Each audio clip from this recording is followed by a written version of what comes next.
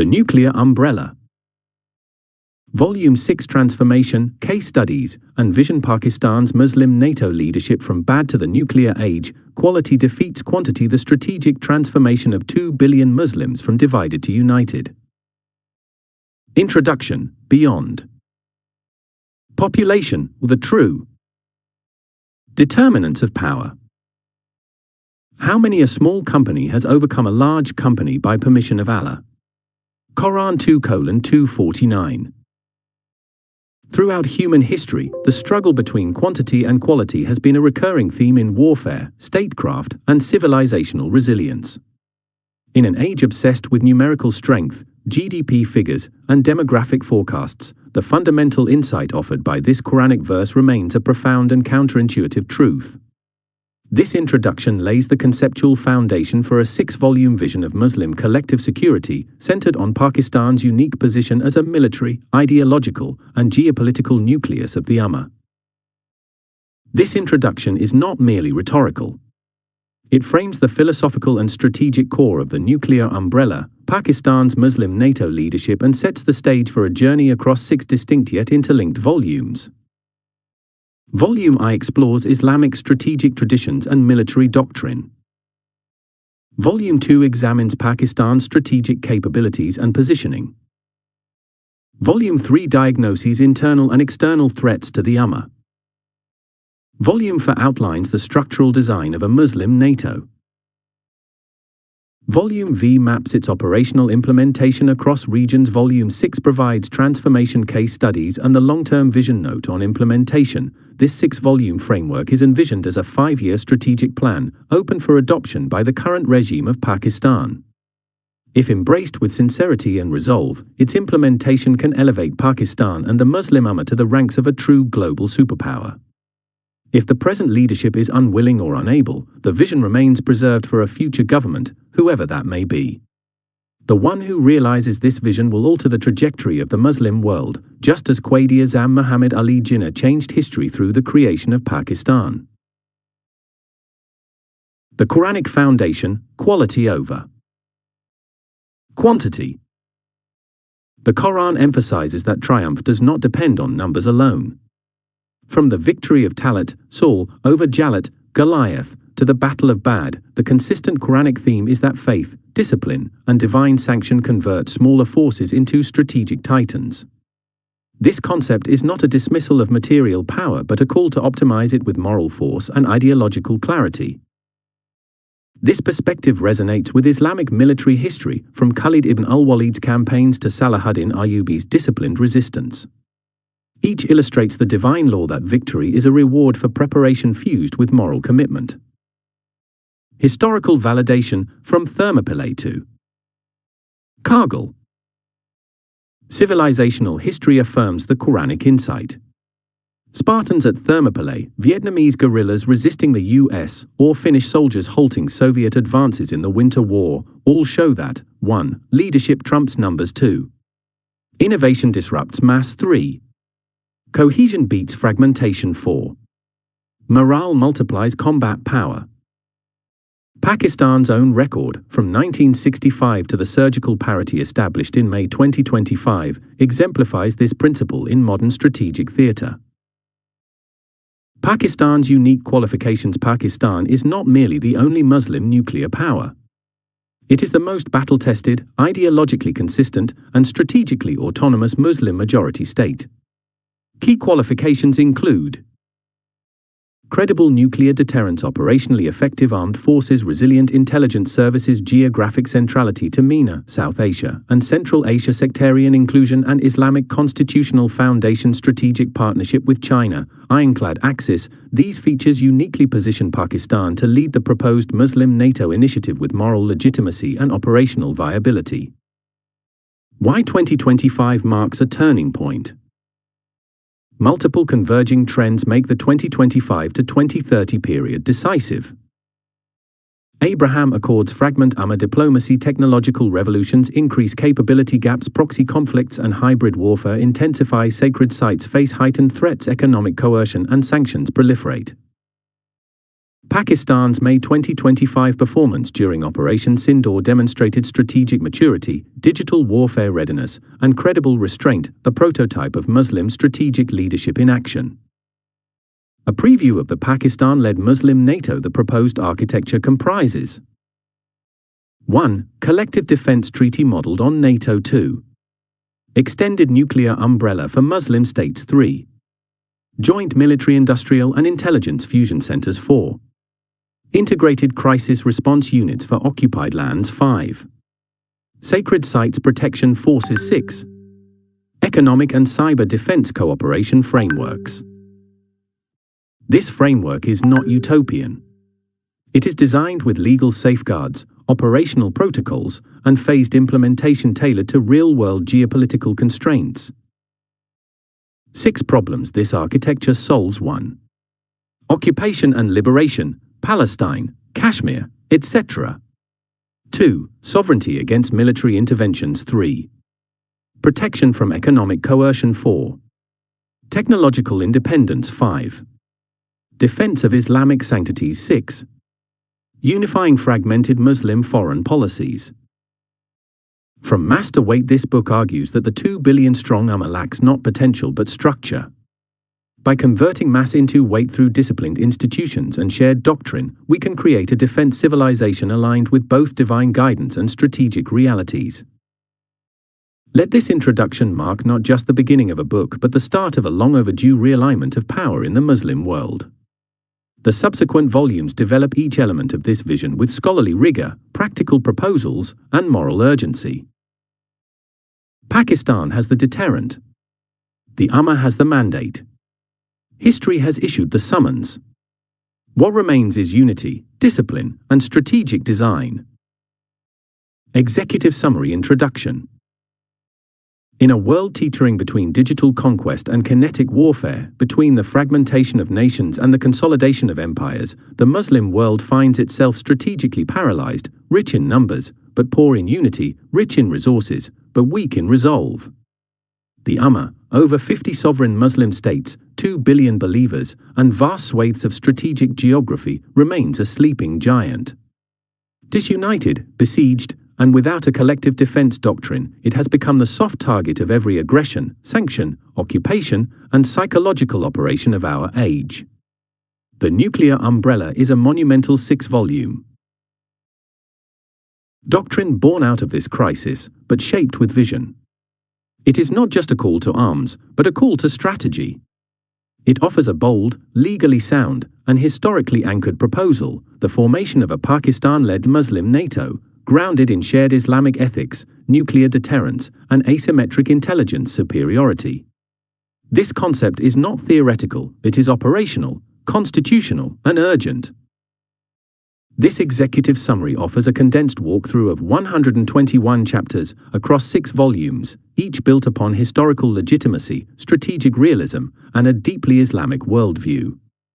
From the military doctrines of Prophet Muhammad and Salahuddin Ayyubi to Pakistan's nuclear capability and the 2025 turning point, from the failures of the OIC to the promise of an Ummah Charter, this work is the first comprehensive civilizational blueprint of its kind.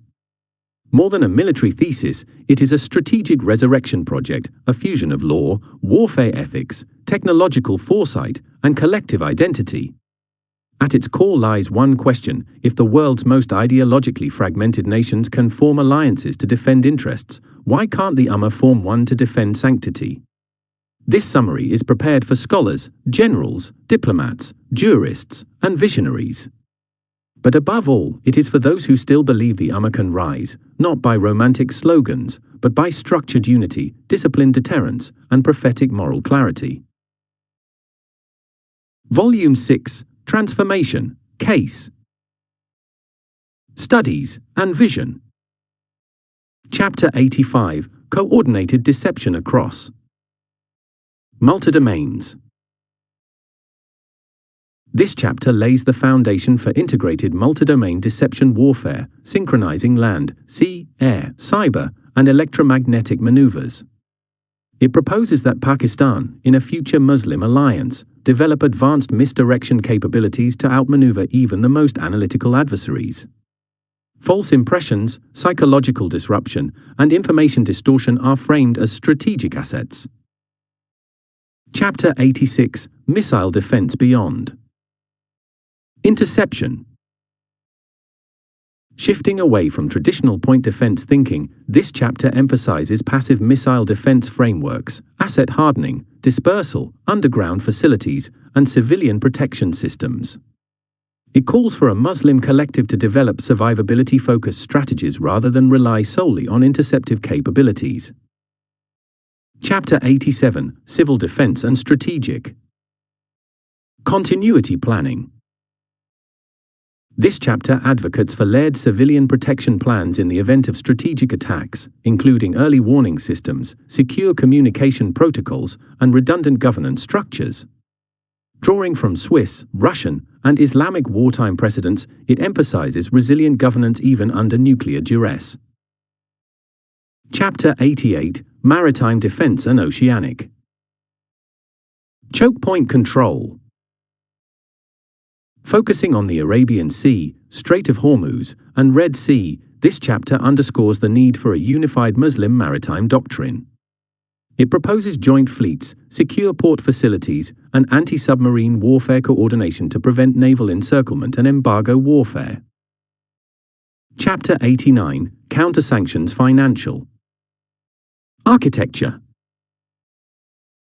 Here, the book introduces Islamic solutions to Western economic sanctions, including joint gold-backed cryptocurrencies, bilateral trade in native currencies, and independent SWIFT alternatives. The strategy aligns with Quranic values of economic justice and resilience. Chapter 90: Anti-extremism via ethical. Statecraft. Instead of allowing Western narratives to define terrorism, this chapter reclaims the debate through Islamic ethics. It defines legitimate jihad, denounces ideological extremism, and calls for state-led reform of religious seminaries and media to counter internal subversion.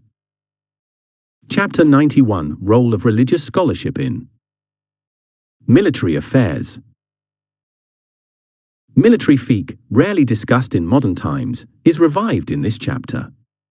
It argues that ulama must regain their advisory role on ethics, wartime rules, and nuclear deterrence in Islamic jurisprudence, echoing the role scholars played during the Caliphate.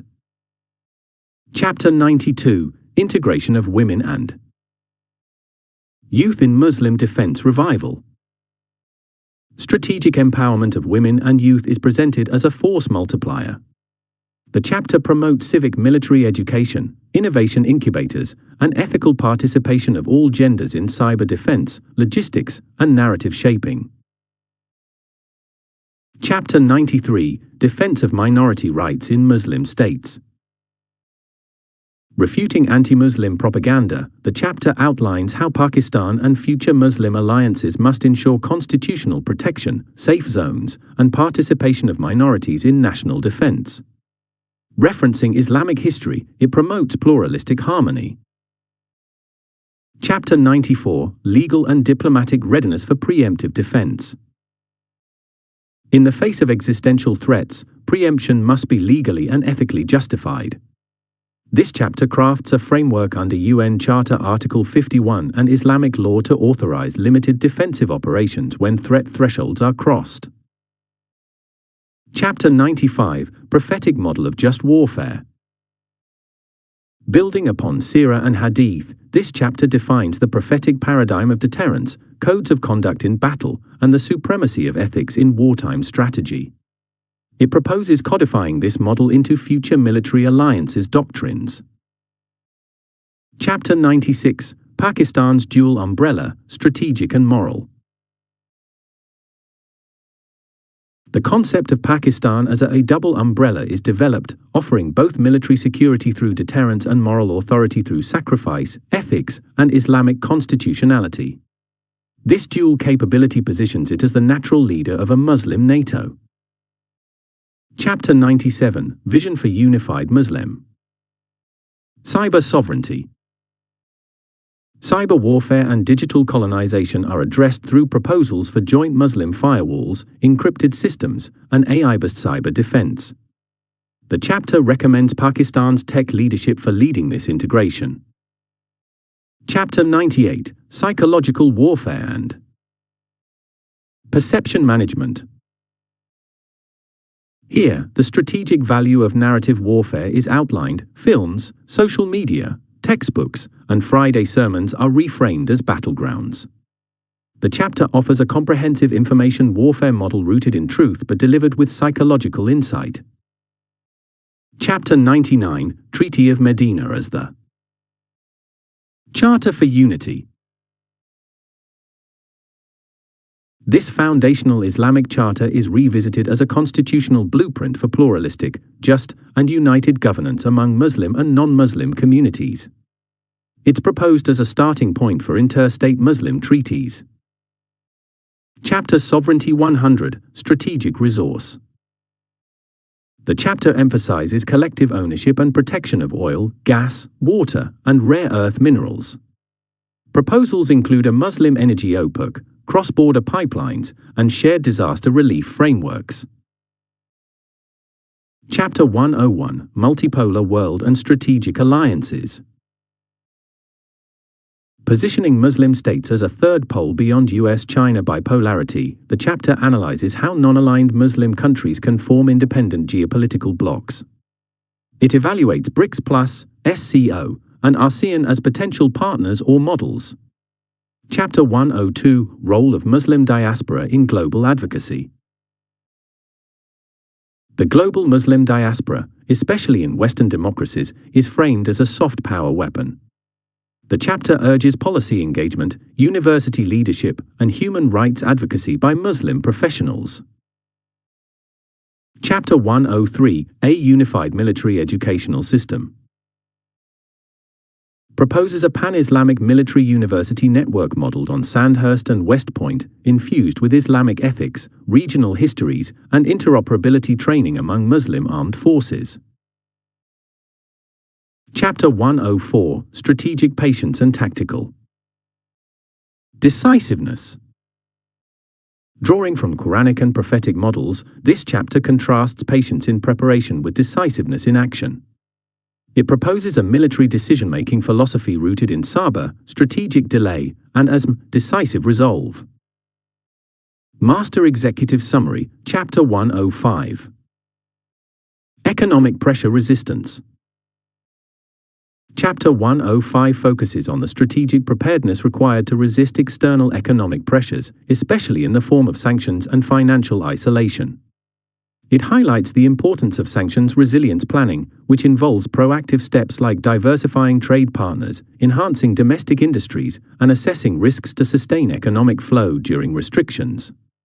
The chapter stresses the need for alternative financial mechanisms, such as regional payment systems, digital currency solutions, and bilateral agreements that help reduce dependency on global networks like SWIFT.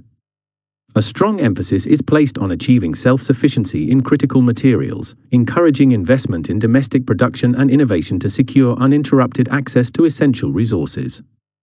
Additionally, it introduces an economic mutual support framework, encouraging regional and international collaboration for resource sharing, cooperative financing, and joint ventures to strengthen collective economic security.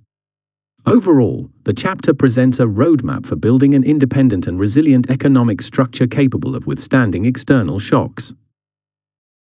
Chapter 106: The Six-Day War, Lessons in Qualitative Dominance.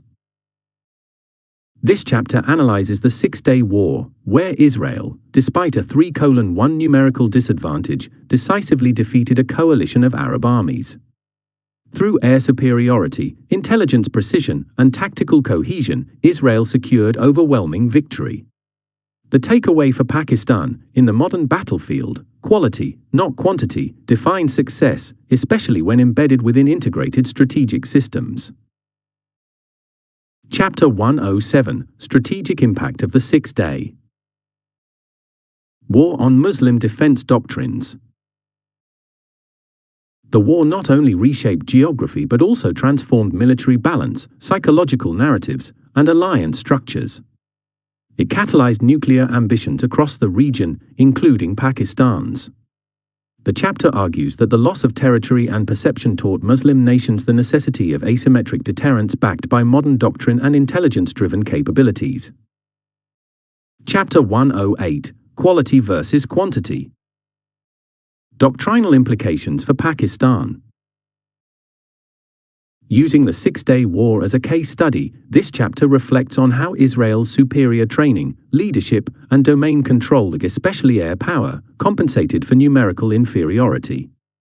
The comparison fuels Pakistan's own doctrine: qualitative excellence plus nuclear capability is essential to counter India's numerical advantage. Chapter 109: Operation Zarb-e-Azb A. Case study in counterinsurgency excellence. This chapter details Operation Zarb-e-Azb 2014 to 2017 as a turning point in Pakistan's internal defense. With synchronized intelligence operations, air-ground integration, and effective SSG deployment, Pakistan dismantled entrenched militant networks in Waziristan. It is presented as a global model in fourth-generation warfare, emphasizing civil-military synergy and urban warfare readiness. Chapter 110: Intelligence Fusion and Terrain Mastery. The success of Zarb-e-Azb is further analyzed through Pakistan's unprecedented coordination between ISI, MI, and civilian intelligence (IB, CTD). Real-time target packages and special operations transform tactical advantages into strategic success. Terrain familiarity, operational tempo, and human intelligence were identified as key force multipliers. Chapter 111: From Operation Gibraltar to Kargil, Pakistan's asymmetric calculus. This chapter revisits Pakistan's bold asymmetric strategies: Operation Gibraltar, 1965, and the Kargil conflict, 1999. While controversial in outcome, these operations underscore Pakistan's unique theater-based innovation, leveraging high-altitude terrain, element of surprise, and limited assets. The takeaway is that Pakistan's doctrine of strategic risk for psychological advantage remains central to its defense philosophy. Chapter 112: The Role of Morale and Ideology in Combat Effectiveness. Drawing on both Quranic injunctions and battlefield history, this chapter argues that ideological clarity and moral high ground significantly enhance soldier performance, resilience, and public support. Pakistan's armed forces, deeply rooted in Islamic identity and national cause, are shown to possess an inherent strategic depth unmatched by material comparisons. Chapter 113: Fifth-Generation Warfare. Cyber, Media, and Mind Space. The battlefield has shifted to cyberspace and cognitive warfare. This chapter outlines how adversaries use media disinformation, fake news, cultural infiltration, and cyber espionage to undermine morale, fracture social cohesion, and disable defense grids. Pakistan's future warfare readiness must include a cyber army, narrative control center, and digital warfare doctrine. Chapter 114: Strategic Patience versus Strategic Paralysis. Here, the difference between wise restraint and fatal inaction is sharply defined. Using Iran, China, and Pakistan as case studies, the chapter explores strategic patience, timing one's moves without abandoning deterrence. Pakistan is cautioned not to confuse restraint with weakness and to maintain readiness without provocation. Chapter 115: Turkey and Pakistan, From Brotherhood to Alliance. This chapter calls for deepened military-industrial, intelligence, and doctrinal alliance between Turkey and Pakistan. Both nations are Muslim nuclear and military-industrial anchors in their regions. From UAVs to naval cooperation and Islamic diplomatic forums, the potential for a mutual strategic defense pact is presented as a core element of the Muslim NATO. Chapter 116: A Muslim Maritime Doctrine. From Hormuz to the Bosphorus. This chapter establishes the strategic importance of Muslim-controlled maritime choke points, Strait of Hormuz, Bab el-Mandeb, Bosphorus, and Malacca, and the vulnerabilities they present. It proposes a Muslim maritime command, integrated naval patrols, and a unified doctrine to secure energy routes, trade sovereignty, and sacred sites at sea, especially in the Red Sea and Arabian Gulf. Chapter 117: Strategic Energy Corridors and Resource Sovereignty. Focusing on energy autonomy, the chapter highlights the geopolitical weaponization of oil and gas by Western powers. It proposes the creation of a Muslim energy grid, interconnecting pipelines, refineries, and storage among resource-rich Muslim states. Pakistan, with CPEC and Gwadar, is envisioned as the energy bridge between the Gulf and Central Asia. Chapter 118: A Unified Muslim Currency and Financial System. This bold chapter advocates for monetary independence through a proposed dinar-Islami or Islamic gold-backed digital currency. The aim is to escape IMF dollar hegemony, foster intra-Muslim trade, and fund the Muslim NATO independently. Islamic banking, zakat funds, and Sharia-compliant fintech are presented as pillars of sovereignty and welfare defense. Chapter 119: The Ummah Charter. Political and Strategic Consensus Document. This chapter unveils a proposed constitutional charter for the Muslim world, defining shared values, defense obligations, and mutual red lines. Drawing on the Medina Charter, OIC reforms, and historical caliphate documents, it provides a legal blueprint for interstate cooperation, civil rights, sacred site protection, and conflict resolution. Chapter 120: Vision 2071: The Muslim Golden Age Reimagined. The final chapter casts a 50-year vision for the Muslim world, from survival to superpower. It envisions the revival of Baghdad's libraries, Cordoba's science, Istanbul's diplomacy, and Medina's ethics. Pakistan's role is central, custodian of deterrence, democracy, and direction. The book closes with a call to future generations: take this baton, run faster, aim higher, and unite deeper. Final conclusion for Volume 6 and the entire series. The Nuclear Umbrella is not just a book. It is a strategic manuscript, a doctrinal revival, and a roadmap for resurrection. Pakistan is positioned not as a claimant, but as a qualified guardian of Muslim dignity. With nuclear deterrence, ideological clarity, and strategic geography, it now holds the key to transform the Ummah from divided to decisive. Part 7: Implementation Roadmap.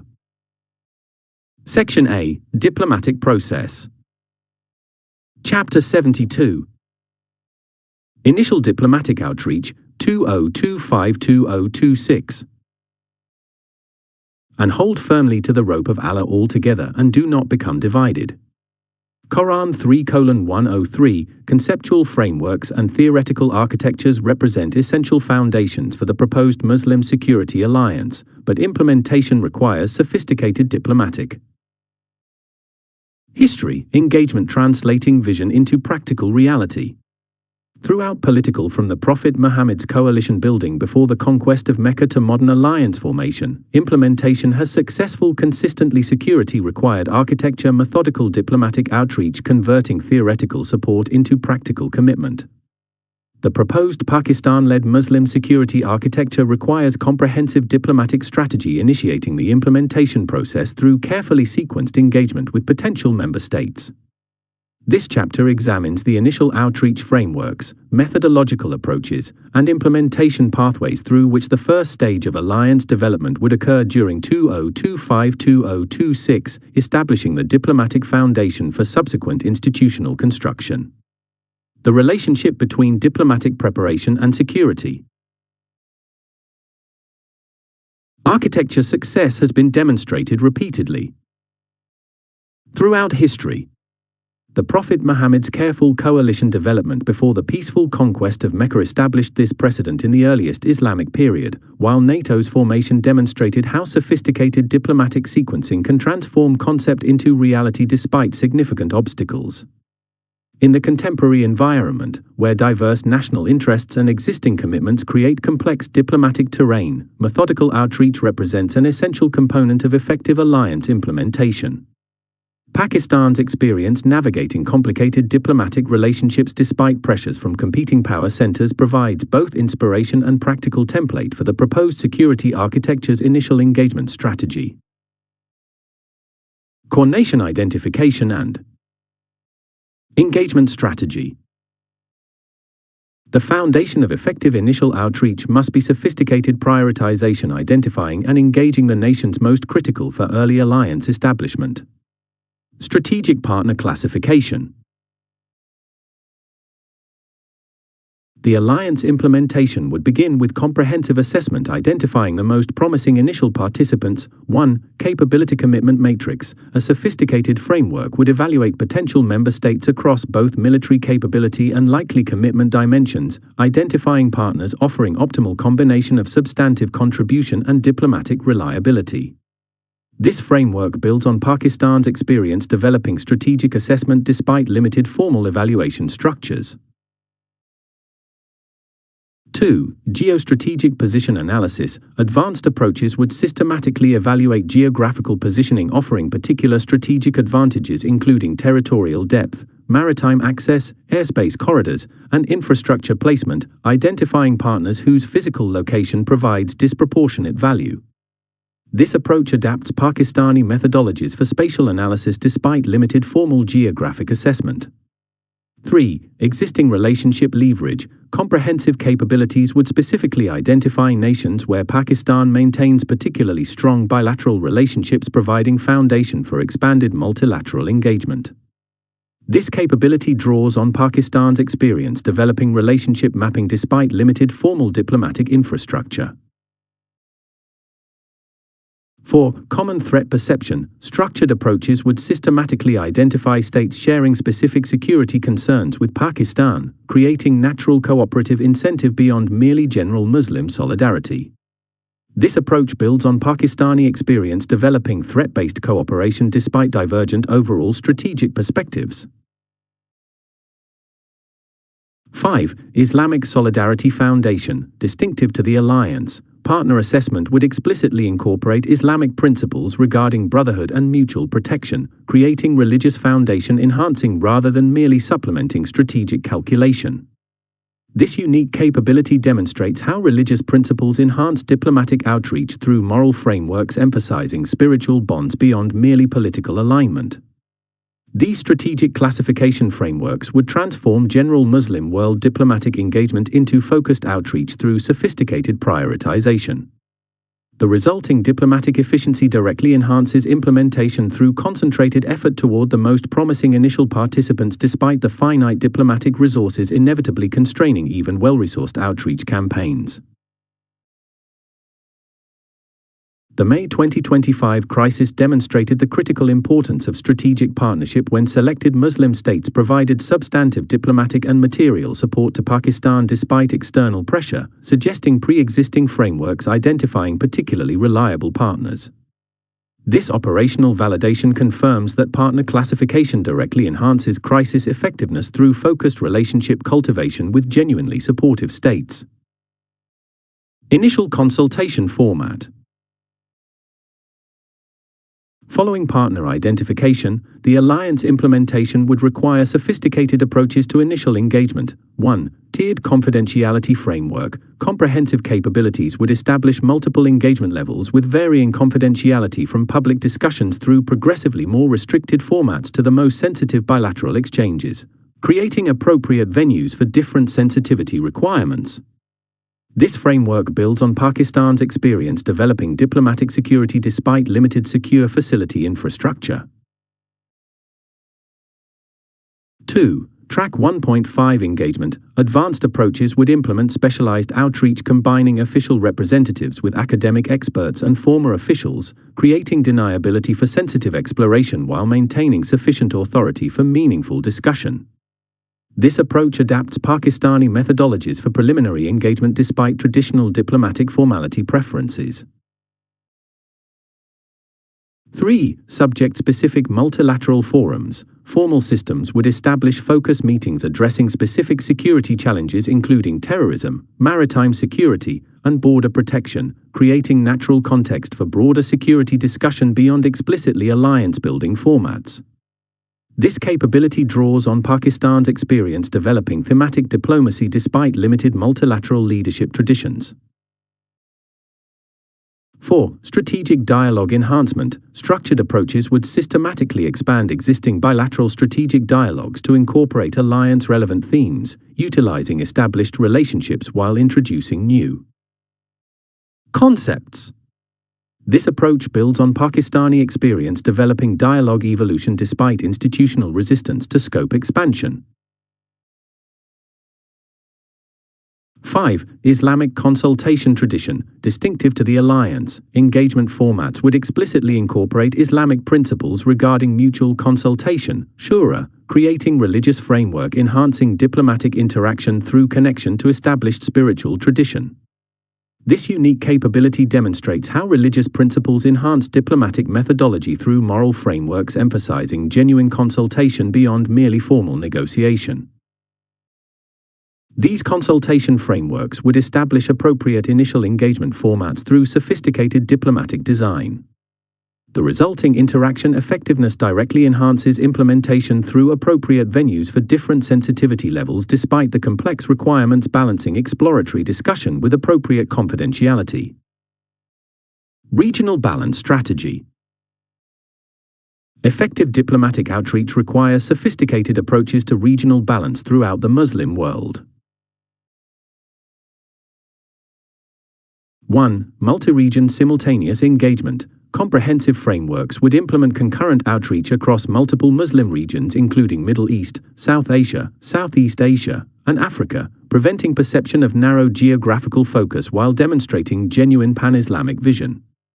This framework builds on Pakistan's experience developing multi-regional diplomacy despite resource constraints. 2. Regional anchor state approach. Advanced capabilities would identify and prioritize influential states within each Muslim region whose participation would facilitate broader regional engagement, optimizing outreach impact through focused relationship development. This approach adapts Pakistani methodologies for leverage identification despite limited diplomatic resources. 3. Would sub-regional consultation groups. Formal systems establish geographically organized preliminary consultation formats, addressing region-specific security concerns within broader alliance context. This capability draws on Pakistan's experience developing regional formats despite limited multilateral leadership traditions.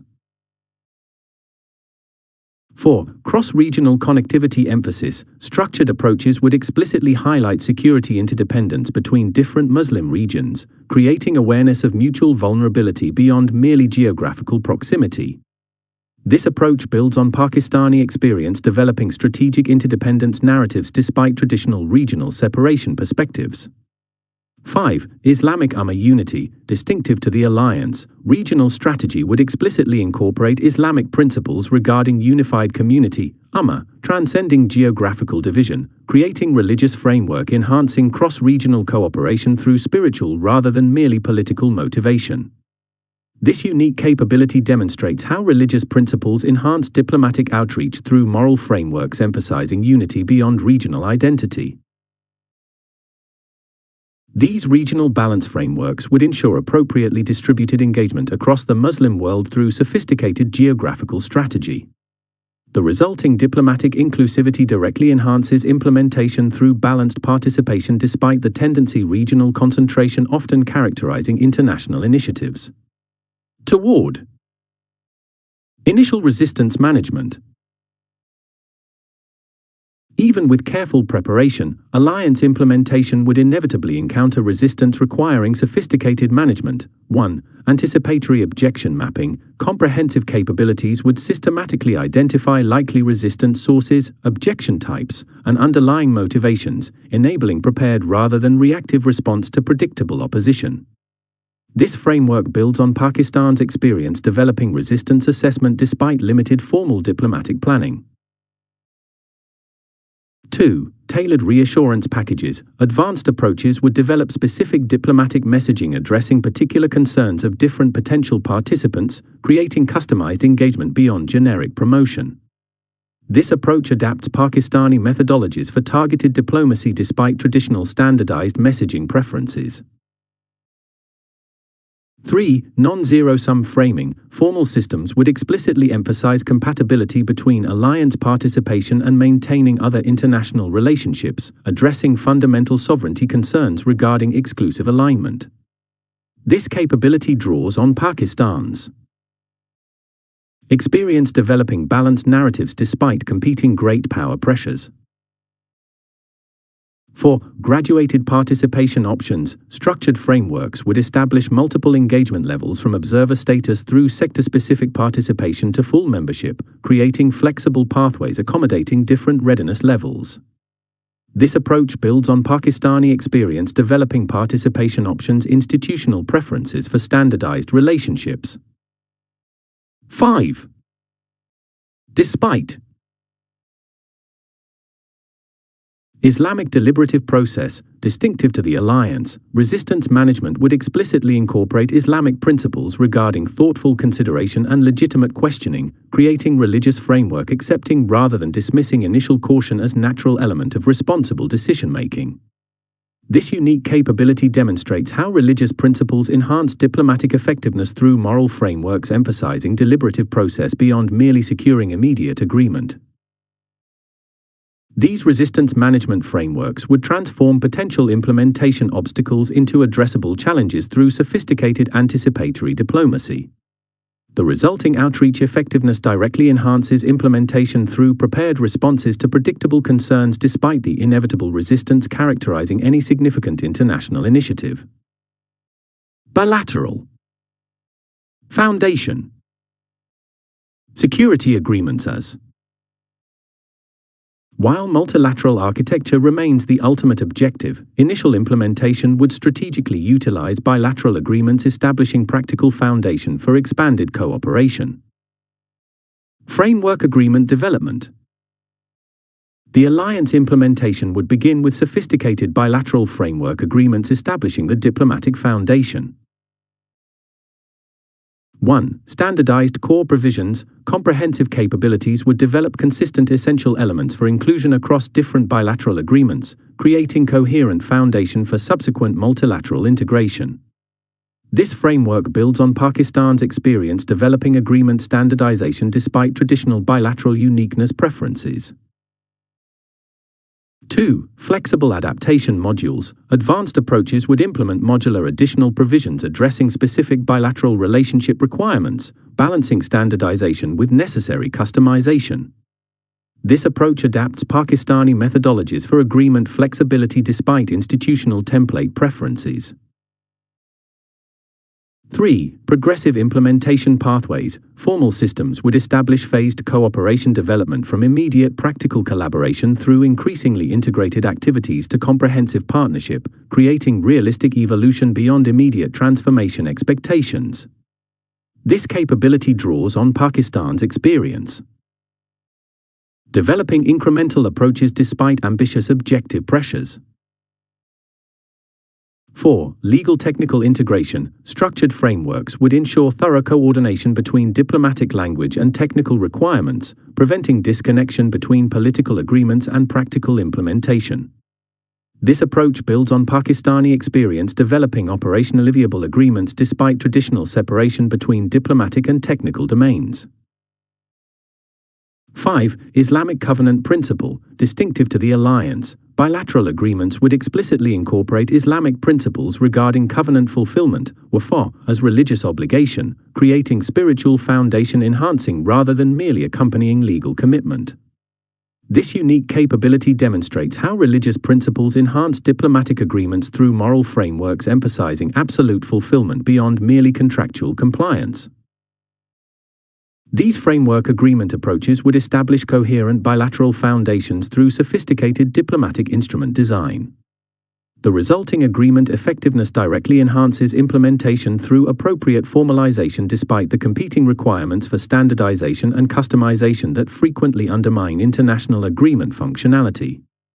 The May 2025 crisis demonstrated the critical importance of bilateral foundations when Pakistan rapidly activated security cooperation provisions with selected Muslim states, suggesting pre-existing frameworks enabling immediate operational collaboration.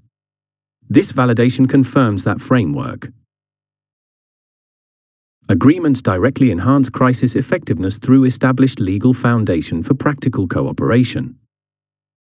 Practical cooperation initiatives. Beyond formal agreements, effective diplomatic outreach requires tangible cooperation activities demonstrating practical value.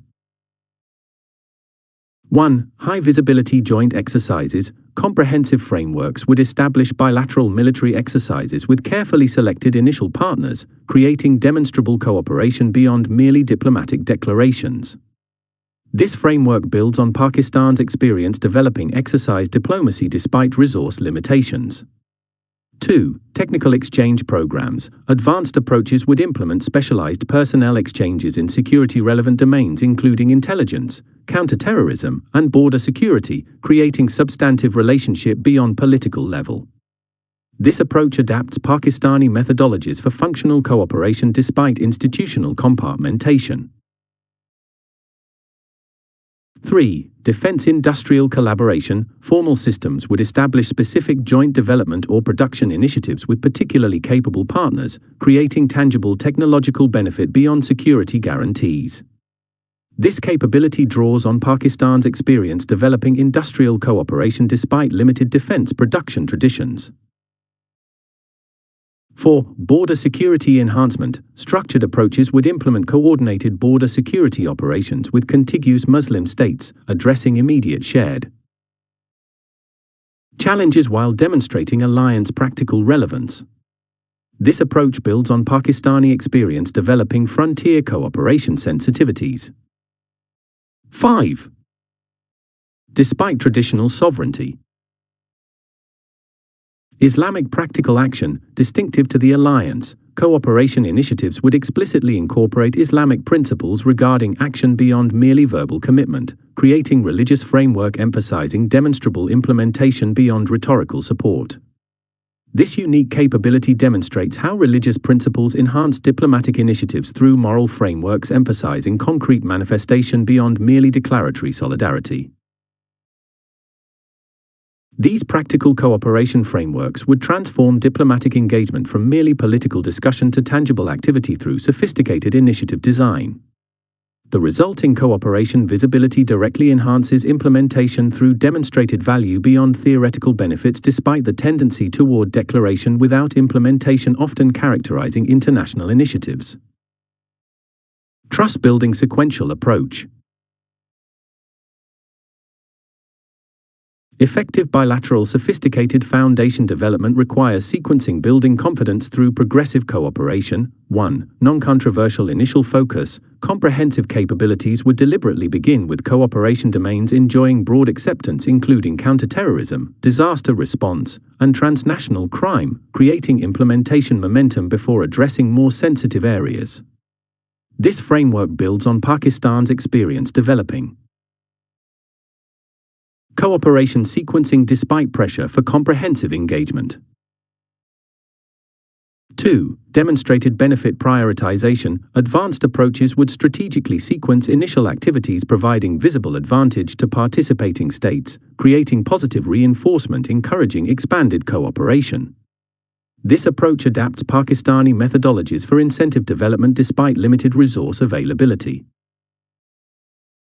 3. Capability sharing progression. Formal systems would implement graduated technology and information sharing beginning with less sensitive domains while establishing protocols for more restricted categories, creating trust foundation for expanded exchange.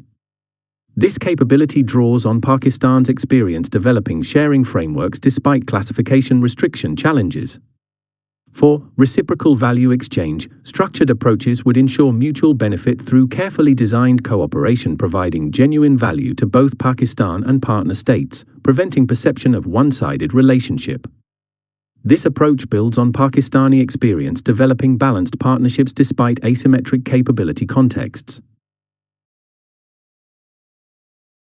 5. Islamic trust development. Distinctive to the alliance, sequential approaches would explicitly incorporate Islamic principles regarding relationship building through demonstrated reliability, creating religious framework emphasizing gradual trust development through consistent fulfillment of progressively more significant commitments. This unique capability demonstrates how religious principles enhance diplomatic sequencing through moral frameworks addressing fundamental questions about appropriate trust cultivation. These sequential approach frameworks would develop genuine partnership foundation through sophisticated relationship progression. The resulting trust development directly enhances implementation through confidence building despite the sovereignty sensitivities inevitably influencing security cooperation in the Muslim world. Extended deterrence protocols. For the most advanced bilateral relationships, initial outreach would include sophisticated extended deterrence frameworks. 1. Nuclear consultation mechanisms. Comprehensive capabilities would establish secure protocols for communication during nuclear crisis scenarios, creating genuine rather than merely theoretical extended deterrence for selected partners. This framework builds on Pakistan's experience developing nuclear institutional secrecy traditions. 2. Management despite. Graduated response options. Advanced approaches would implement nuanced escalation frameworks with multiple response levels proportionate to different threat scenarios, creating credible deterrence while maintaining appropriate restraint. This approach adapts Pakistani methodologies for response calibration despite binary thinking pressures. 3. Technical verification systems. Formal systems would establish appropriate mechanisms validating capability and commitment without compromising classified information, addressing the critical credibility challenge within extended deterrence relationships. This capability draws on Pakistan's experience developing verification approaches despite operational security requirements. 4. Decision process integration. Structured frameworks would implement carefully designed consultation procedures balancing Pakistani sovereign decision authority with genuine partner input, addressing the fundamental extended deterrence paradox between reassurance and control.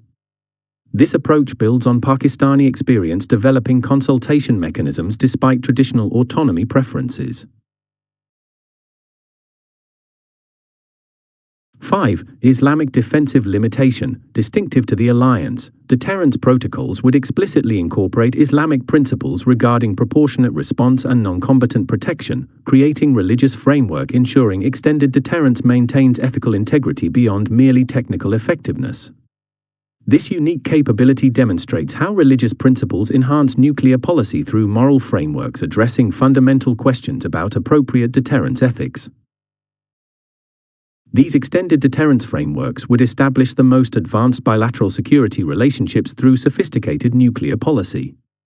The resulting security guarantee directly enhances implementation through demonstrated Pakistani commitment despite the exceptional sensitivity characterizing nuclear policy in international relations.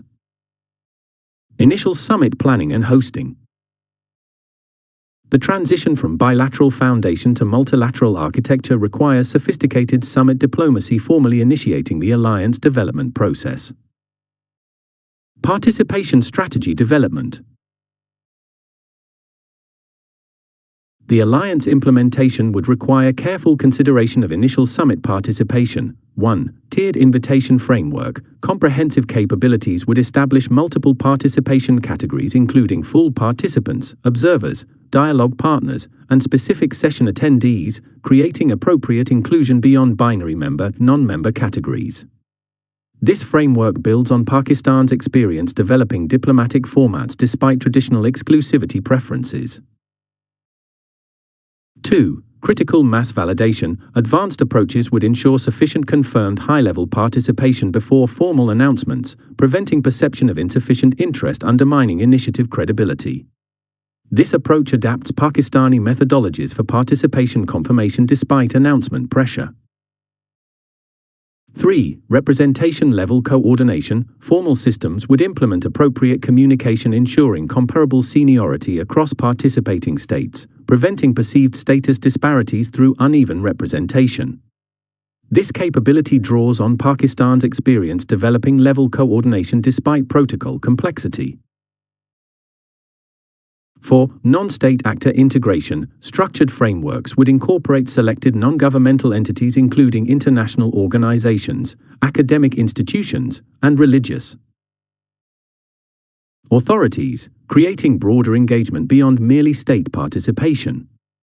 This approach builds on Pakistani experience developing multi-sector state-centric preferences. 5. Diplomacy despite traditional Islamic inclusive consultation, distinctive to the alliance, participation strategy would explicitly incorporate Islamic principles regarding broad consultation, shura, beyond merely powerful entities, creating religious framework ensuring appropriate inclusivity beyond merely strategic calculation. This unique capability demonstrates how religious principles enhance diplomatic events through moral frameworks emphasizing comprehensive engagement beyond merely elite participation. These participation strategy frameworks would ensure appropriate initial summit composition through sophisticated invitation approaches. The resulting representation effectiveness directly enhances implementation through properly balanced attendance despite the competing pressures for both exclusivity and inclusivity that frequently complicate international summit planning. The May 2025 crisis created unique opportunity for implementation when Pakistan hosted an emergency consultation of selected Muslim states during the conflict's resolution phase, providing natural foundation for expanded security dialogue beyond immediate crisis response. This diplomatic opening confirms that strategic opportunity identification directly enhances implementation through momentum conversion from crisis cooperation to institutional development. Venue and logistics planning. Beyond participation, effective summit implementation requires sophisticated approaches to physical arrangements. 1. Strategic location selection. Comprehensive frameworks would systematically evaluate potential venues considering security, accessibility, symbolic significance, and facility capability, optimizing location impact beyond merely convenient geography. This framework builds on Pakistan's experience developing venue assessment despite limited formal evaluation structures. 2. Security layer implementation. Advanced approaches would establish multiple security perimeters with appropriate access control, surveillance coverage, and response capabilities, addressing the exceptional security requirements for gathering numerous high-value participants. This approach adapts Pakistani methodologies for protective security despite resource limitations. 3. Media management infrastructure. Formal systems would establish sophisticated facilities supporting international press coverage with appropriate information management, access protocols, and technical support, addressing the critical communication dimension beyond merely physical arrangements. This capability draws on Pakistan's experience developing media operations despite limited public relations traditions. 4. Cultural religious accommodation. Structured frameworks would ensure appropriate facilities for prayer, dietary requirements, and cultural practices, demonstrating genuine Islamic identity beyond merely political positioning. This approach builds on Pakistani experience developing cultural integration despite diversity challenges. 5. Islamic hospitality excellence. Distinctive to the alliance, logistics planning would explicitly incorporate Islamic principles regarding dignified visitor treatment, creating religious framework ensuring exceptional hosting beyond merely functional adequacy. This unique capability demonstrates how religious principles enhance diplomatic events through moral frameworks emphasizing generous hospitality as spiritual rather than merely political obligation.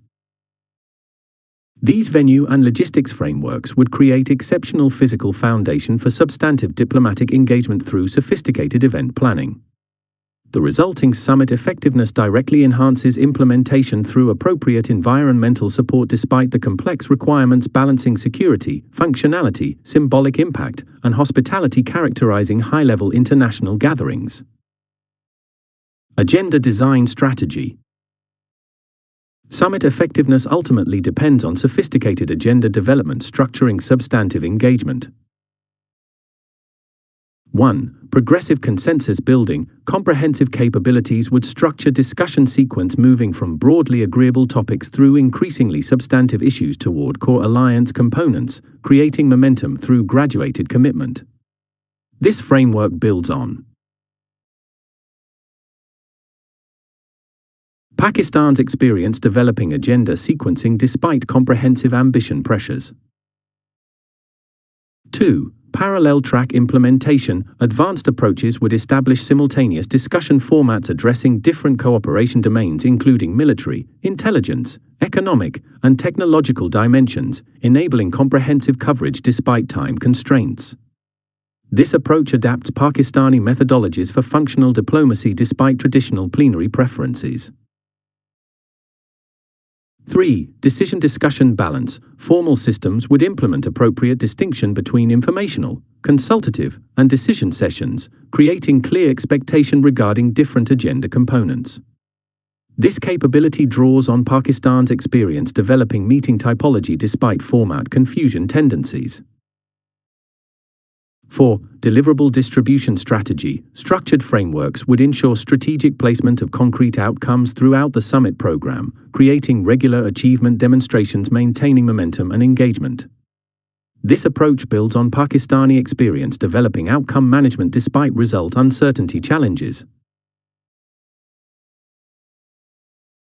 5. Islamic purposeful engagement. Distinctive to the alliance, agenda design would explicitly incorporate Islamic principles regarding effective time utilization and meaningful discussion, creating religious framework ensuring productive rather than merely ceremonial interaction. This unique capability demonstrates how religious principles enhance diplomatic events through moral frameworks emphasizing substantive consultation beyond merely formal proceedings. These agenda design frameworks would structure initial summit engagement through sophisticated programming approaches. The resulting discussion effectiveness directly enhances implementation through appropriate topical organization despite the competing requirements for both comprehensive coverage and focused decision-making that frequently complicate international summit functionality. Declaration and communique preparation. The formal documentation emerging from initial summit requires particularly careful development. 1. Pre-negotiated core elements. Comprehensive frameworks would establish substantial pre-summit agreement on essential declaration components, minimizing disruption risk from extended negotiation during the actual event. This framework builds on Pakistan's experience developing text preparation despite preferences. 2. Traditional final stage negotiation. Graduated commitment language. Advanced approaches would implement nuanced wording allowing different participation levels through carefully constructed obligation phrasing, enabling broader support beyond merely full commitment formulations. This approach adapts Pakistani methodologies for linguistic flexibility despite clarity pressures. 3. Technical political integration. Formal systems would ensure thorough coordination between diplomatic language and operational feasibility, preventing disconnection between public declarations and practical implementation capability. This capability draws on Pakistan's experience developing operational viability assessment despite separation between political and technical domains. 4. Future process specificity. Structured frameworks would include detailed next steps with clear responsibilities and timelines, creating genuine roadmap beyond merely aspirational statements. This approach builds on Pakistani experience developing implementation planning despite tendency toward declaration without follow-through. 5. Islamic covenant integrity. Distinctive to the alliance, documentation preparation would explicitly incorporate Islamic principles regarding truthfulness in commitment, creating religious framework ensuring declarations represent genuine intention beyond merely diplomatic positioning. This unique capability demonstrates how religious principles enhance international agreements through moral frameworks emphasizing absolute fulfillment intention beyond merely formalistic signature. These documentation frameworks would produce unusually substantive summit outcomes through sophisticated preparation approaches.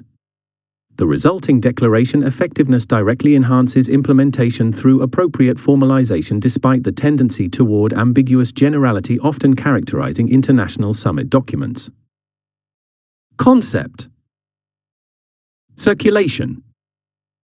Paper development and beyond direct diplomatic engagement, alliance implementation requires sophisticated written articulation through concept papers establishing intellectual foundation.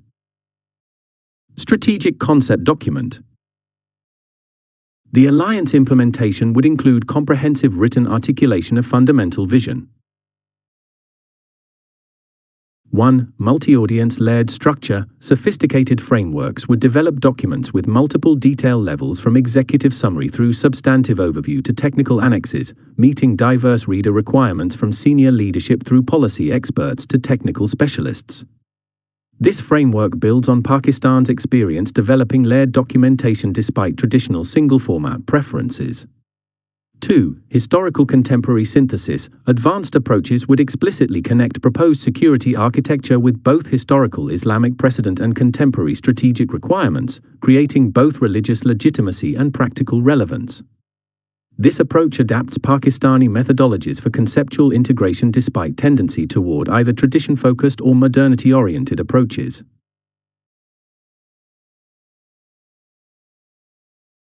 Three. Common threat articulation. Formal capabilities would develop sophisticated explanation of shared security challenges requiring collective response, establishing fundamental cooperation motivation beyond merely abstract solidarity.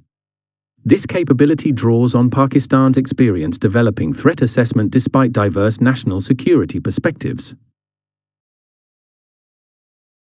4. Practical benefit demonstration. Structured frameworks would include specific examples of concrete advantages gained through alliance participation, creating compelling value proposition beyond merely general security enhancement. This approach builds on Pakistani experience developing incentive explanation despite limited formal benefits analysis. 5. Islamic theological foundation. Distinctive to the alliance, concept documents would explicitly incorporate religious justification from Quran, Hadith, and scholarly tradition, creating spiritual foundation enhancing rather than merely accompanying strategic rationale. This unique capability demonstrates how religious principles enhance concept development through moral frameworks addressing fundamental questions about appropriate security cooperation under Islamic perspectives. These strategic concept frameworks would produce exceptional foundational documentation through sophisticated articulation approaches. The resulting conceptual clarity directly enhances through implementation appropriate intellectual foundation despite the competing pressures for both accessibility and comprehensiveness that frequently undermine international concept papers. The May 2025 crisis provided critical conceptual validation when Pakistan's multilateral response demonstrated practical implementation of many frameworks later formalized in alliance concept documents, suggesting real-world experience informing theoretical development. This operational foundation confirms that concept development directly benefits from crisis lessons through practical rather than merely theoretical understanding of security cooperation requirements. Technical framework papers. Beyond general concept, the alliance implementation requires specialized documentation addressing specific functional domains. 1. Domain-specific technical documents. Comprehensive capabilities would develop specialized papers addressing distinct cooperation areas including military integration, intelligence sharing, technological cooperation, and economic resilience, creating detailed understanding beyond general architecture overview. This framework builds on Pakistan's experience developing functional documentation despite limited specialized drafting resources. 2. Implementation requirement specificity. Advanced approaches would include detailed explanation of concrete steps, institutional structures, and resource requirements necessary for practical realization, preventing conceptual operational disconnection. This approach adapts Pakistani methodologies for implementation planning despite tendency toward concept without execution consideration. 3. Compatibility analysis integration. Formal systems would explicitly address relationship between proposed structures and existing arrangements including bilateral agreements, regional organizations, and international commitments, creating clear coexistence understanding. This capability draws on Pakistan's experience developing institutional integration analysis despite limited formal coordination assessment. 4. Risk mitigation frameworks. Structured approaches would incorporate sophisticated discussion of potential implementation challenges and corresponding countermeasures, demonstrating realistic rather than merely optimistic planning. This approach builds on Pakistani experience developing risk management despite institutional resistance to vulnerability acknowledgement. 5. Islamic practical wisdom. Distinctive to the alliance, technical papers would explicitly incorporate Islamic principles regarding practical implementation beyond theoretical ideals, creating religious framework valuing operational feasibility alongside conceptual purity. This unique capability demonstrates how religious principles enhance planning through moral frameworks emphasizing practical effectiveness beyond merely abstract perfection. These technical framework papers would provide exceptional functional detail through sophisticated domain-specific documentation. The resulting implementation guidance directly enhances alliance development through appropriate operational planning despite the tendency toward conceptual elegance without practical viability that frequently characterizes international cooperation proposals. Expert consultation process. Effective concept development requires sophisticated engagement with diverse expertise beyond drafting team limitations. 1. Multidisciplinary review network. Comprehensive frameworks would establish systematic consultation with specialists across relevant domains including military, intelligence, diplomatic, economic, technological, and religious fields, creating diverse input beyond drafting team expertise. This framework builds on Pakistan's experience developing expert networks despite limited formal consultation structures. 2. Targeted critical analysis. Advanced approaches would specifically request focused critique addressing particular aspects matching reviewer expertise, creating efficient specialized assessment beyond general evaluation. This approach adapts Pakistani methodologies for targeted review despite preferences. 3. Traditional comprehensive assessment. Iterative refinement process. Formal systems would implement structured cycles of document revision following expert consultation, creating genuine improvement beyond merely ceremonial review. This capability draws on Pakistan's experience developing iterative refinement despite institutional resistance to substantive revision. 4. Cross-national expert integration. Structured frameworks would incorporate specialists from different Muslim states throughout the consultation process, ensuring diverse national perspective beyond merely Pakistani viewpoint. This approach builds on Pakistani experience developing multinational input despite traditional national independence preferences. 5. Islamic scholarly integration. Distinctive to the alliance, consultation would explicitly incorporate religious scholars ensuring theological framework accuracy, creating spiritual legitimacy beyond merely technical validation.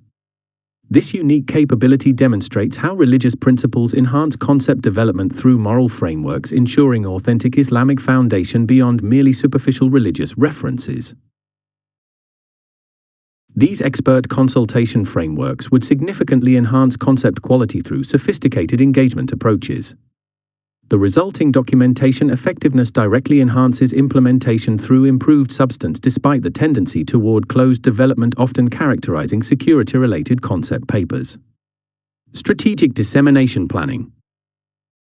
Beyond production, concept paper effectiveness requires sophisticated distribution strategy maximizing impact. 1. Audience-specific distribution channels. Comprehensive capabilities would establish different dissemination approaches for various stakeholder categories including government officials, military leadership, academic institutions, and religious authorities, optimizing reception through appropriate channeling. This framework builds on Pakistan's experience developing targeted distribution despite limited formal dissemination structures. 2. Classification-based access control. Advanced approaches would implement sophisticated clearance verification for differently classified document components, enabling appropriate information sharing while maintaining Security. For necessary methodologies compartmentation challenges. This controlled. 3. Approach distribution adapts Pakistani despite. Sequential release strategy. Formal systems would establish carefully planned phasing from initial restricted circulation through progressively broader distribution, creating controlled narrative development beyond single-point release. This capability draws on Pakistan's experience developing sequential approaches despite pressure for comprehensive immediate distribution. 4. Briefing package integration. Structured frameworks would develop supporting materials including presentation slides, discussion guides, and frequently asked questions, creating implementation support beyond merely document dissemination. This approach builds on Pakistani experience developing supplementary materials despite limited production resources.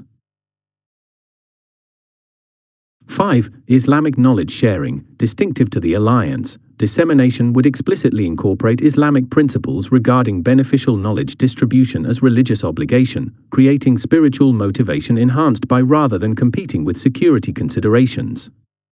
This unique capability demonstrates how religious principles enhance information sharing through moral frameworks addressing fundamental questions about appropriate knowledge dissemination balance. These strategic dissemination frameworks would optimize concept paper impact through sophisticated distribution approaches. The resulting information effectiveness directly enhances implementation through appropriate audience targeting despite the competing pressures for both broad.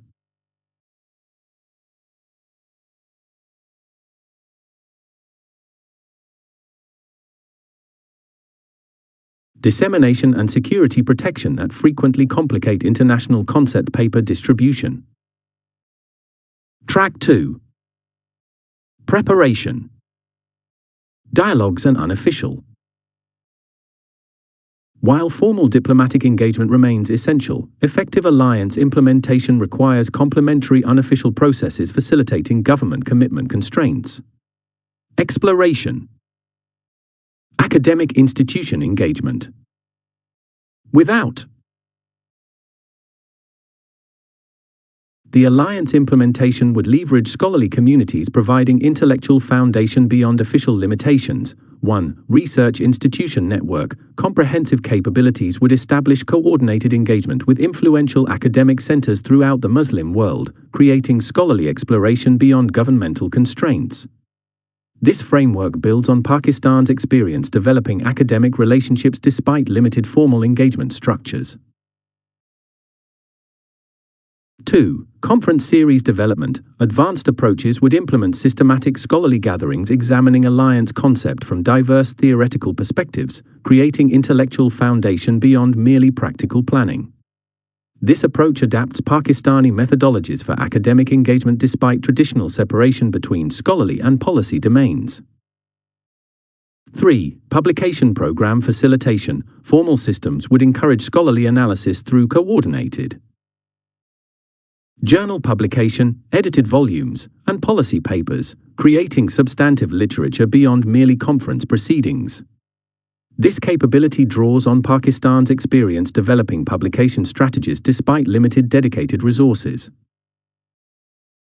4. Curriculum integration support. Structured frameworks would facilitate inclusion of alliance-relevant content within security studies, international relations, and Islamic studies programs, creating educational foundation beyond merely research orientation. This approach builds on Pakistani experience developing academic integration despite limited formal influence channels. 5. Islamic scholarly tradition. Distinctive to the alliance, academic engagement would explicitly reconnect security studies with classical Islamic scholarship on international relations, creating intellectual revival beyond merely contemporary analysis. This unique capability demonstrates how religious intellectual traditions enhance security thinking through sophisticated frameworks derived from centuries of Islamic international relations scholarship. These academic engagement frameworks would develop substantive intellectual foundation through sophisticated scholarly relationship development.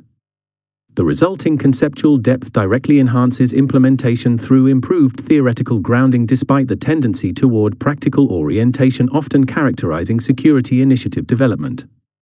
The May 2025 crisis created significant academic engagement opportunity when numerous scholarly institutions conducted analyses of the conflict's implications for Muslim world security architecture, providing natural foundation for more systematic examination of collective defense requirements.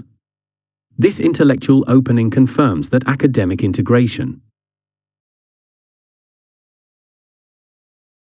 directly enhances implementation through expanded conceptual exploration beyond merely government planning limitations.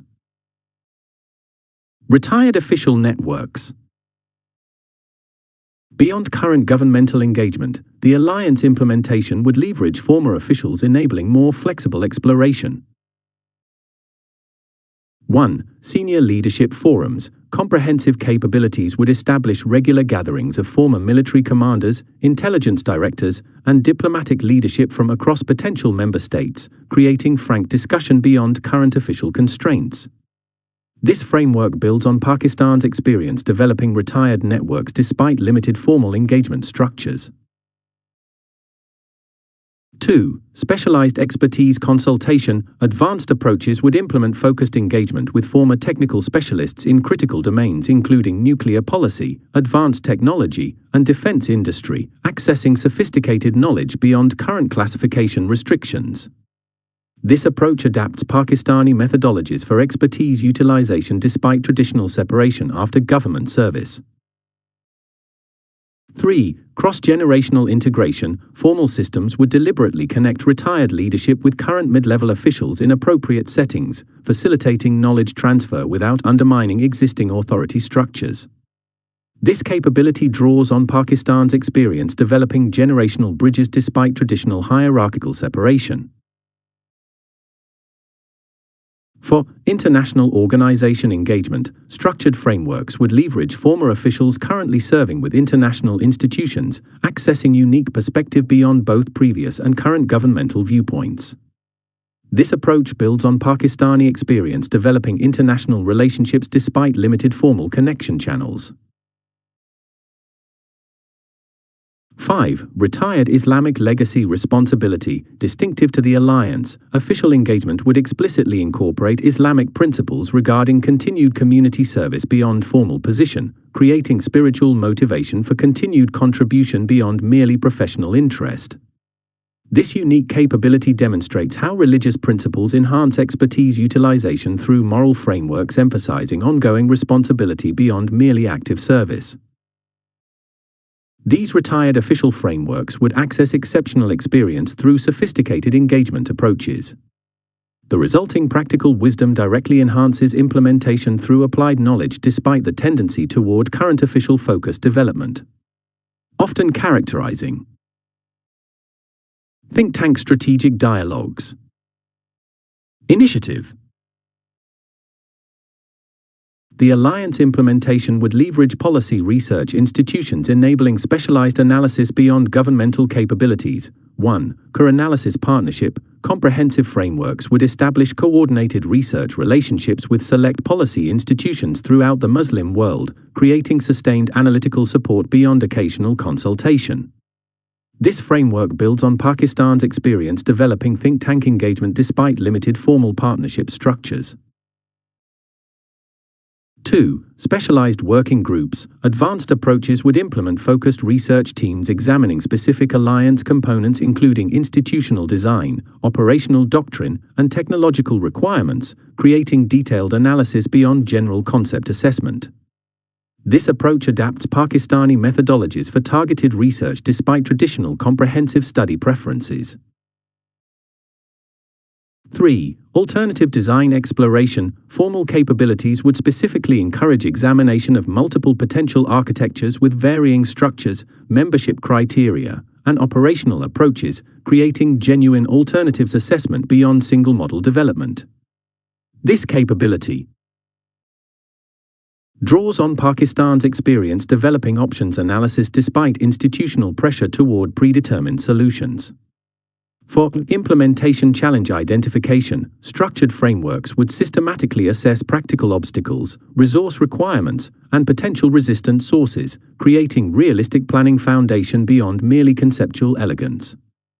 This approach builds on Pakistani experience developing constraint analysis despite institutional resistance to limitation acknowledgement.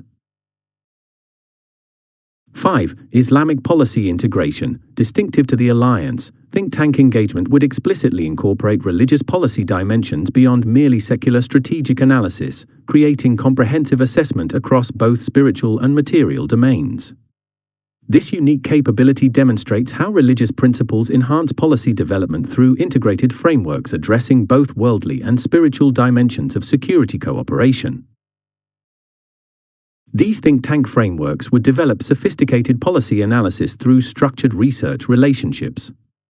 The resulting assessment depth directly enhances implementation through improved planning despite the tendency toward general analysis often characterizing think tank engagement with security initiatives.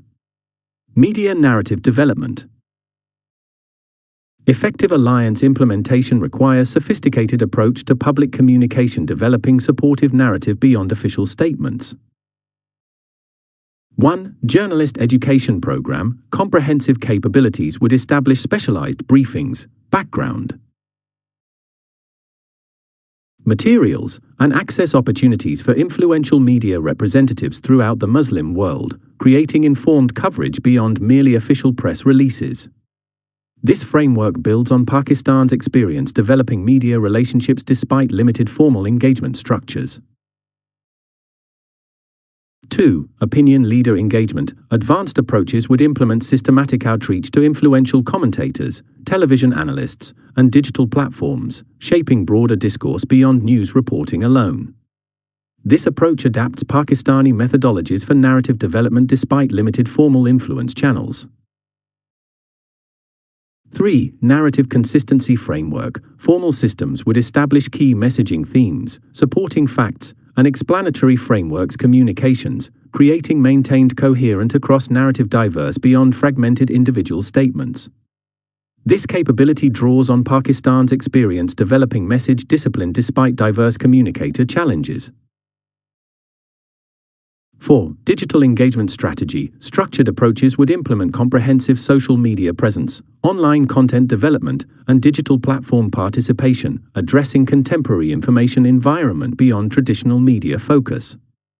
This approach builds on Pakistani experience developing digital communication despite limited formal social media traditions.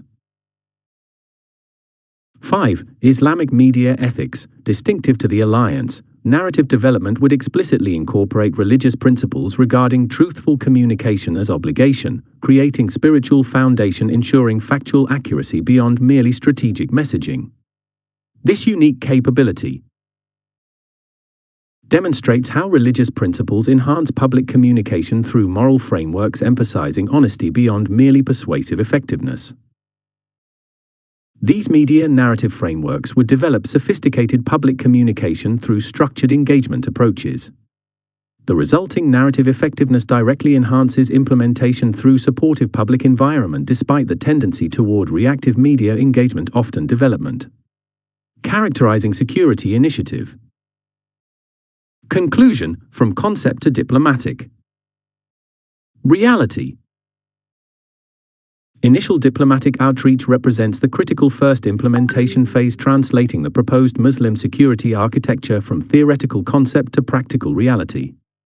Without sophisticated diplomatic engagement establishing both political commitment and practical foundation, even the most elegantly designed alliance framework cannot progress beyond conceptual stage. The core nation identification, bilateral security agreements, initial summit planning, concept paper development, and Track 2 dialogues outlined in this chapter would transform the proposed architecture from aspiration to implementation through methodical engagement during the critical 2025-2026 period.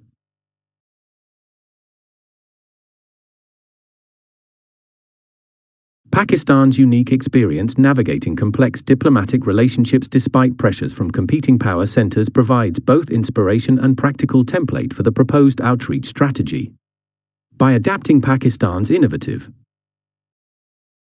approaches to relationship management through careful balance and strategic prioritization, the implementation strategy creates realistic pathways toward multilateral architecture beyond individual bilateral arrangements. This initial diplomatic architecture directly addresses multiple critical challenges facing alliance implementation. By developing coordinated approaches to engagement sequencing, participation strategy, and resistance management, it establishes momentum toward institutional development despite the sovereignty concerns inevitably influencing security cooperation in the Muslim world. The resulting diplomatic foundation enhances both subsequent negotiation and practical cooperation through established relationships despite the competing interests frequently complicating international initiatives. Perhaps most importantly, sophisticated diplomatic outreach enables the coordinated development essential for transforming individual national capabilities into collective advantage, the central principle underlying the proposed alliance framework. From the Prophet Muhammad's coalition building before the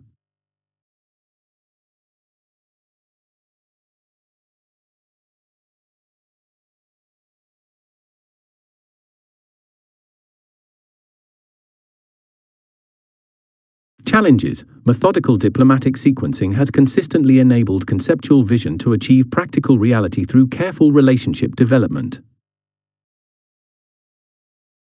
The transformation from theoretical architecture to implemented alliance requires not merely compelling concepts but sophisticated engagement strategies translating vision into diplomatic reality. The initial outreach approach outlined in this chapter provides the practical pathways for this transformation, converting the proposed Muslim world security architecture into actual implementation through thoughtful diplomacy founded on both modern methodologies.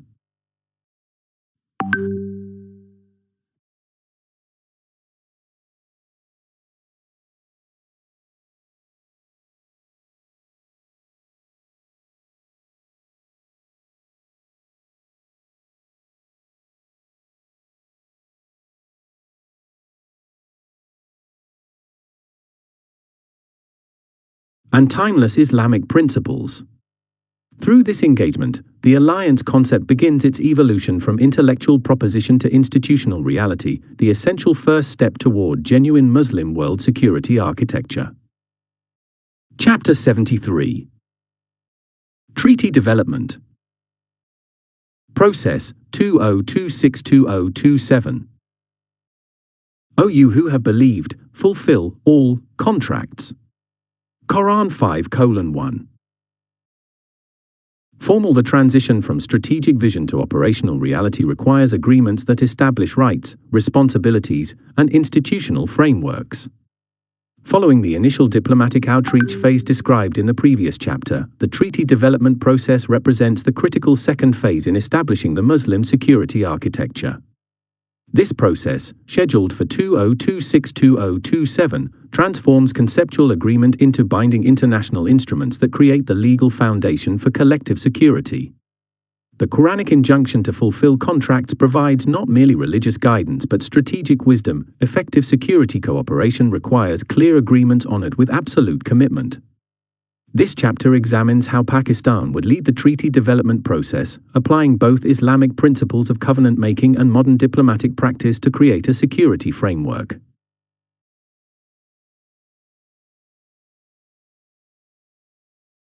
That addresses the Muslim world's critical challenges while respecting member sovereignty. Working group establishment and terms of reference.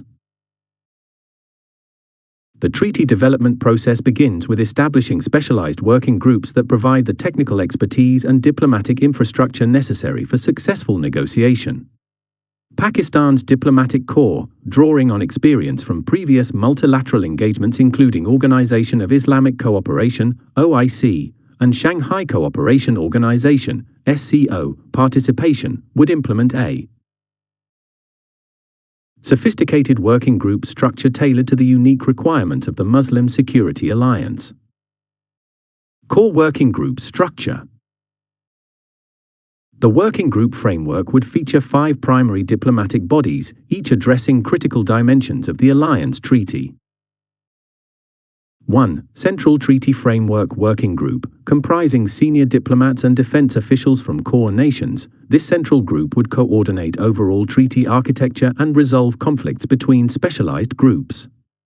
Pakistan's Ministry of Foreign Affairs would provide the secretariat function, ensuring continuity between sessions and maintaining institutional memory throughout the process.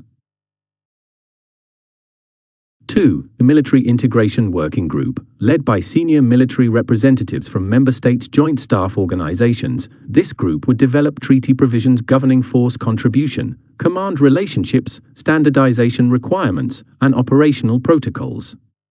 Pakistan's Joint Staff Headquarters would provide technical leadership based on its experience managing asymmetric capabilities against numerically superior adversaries.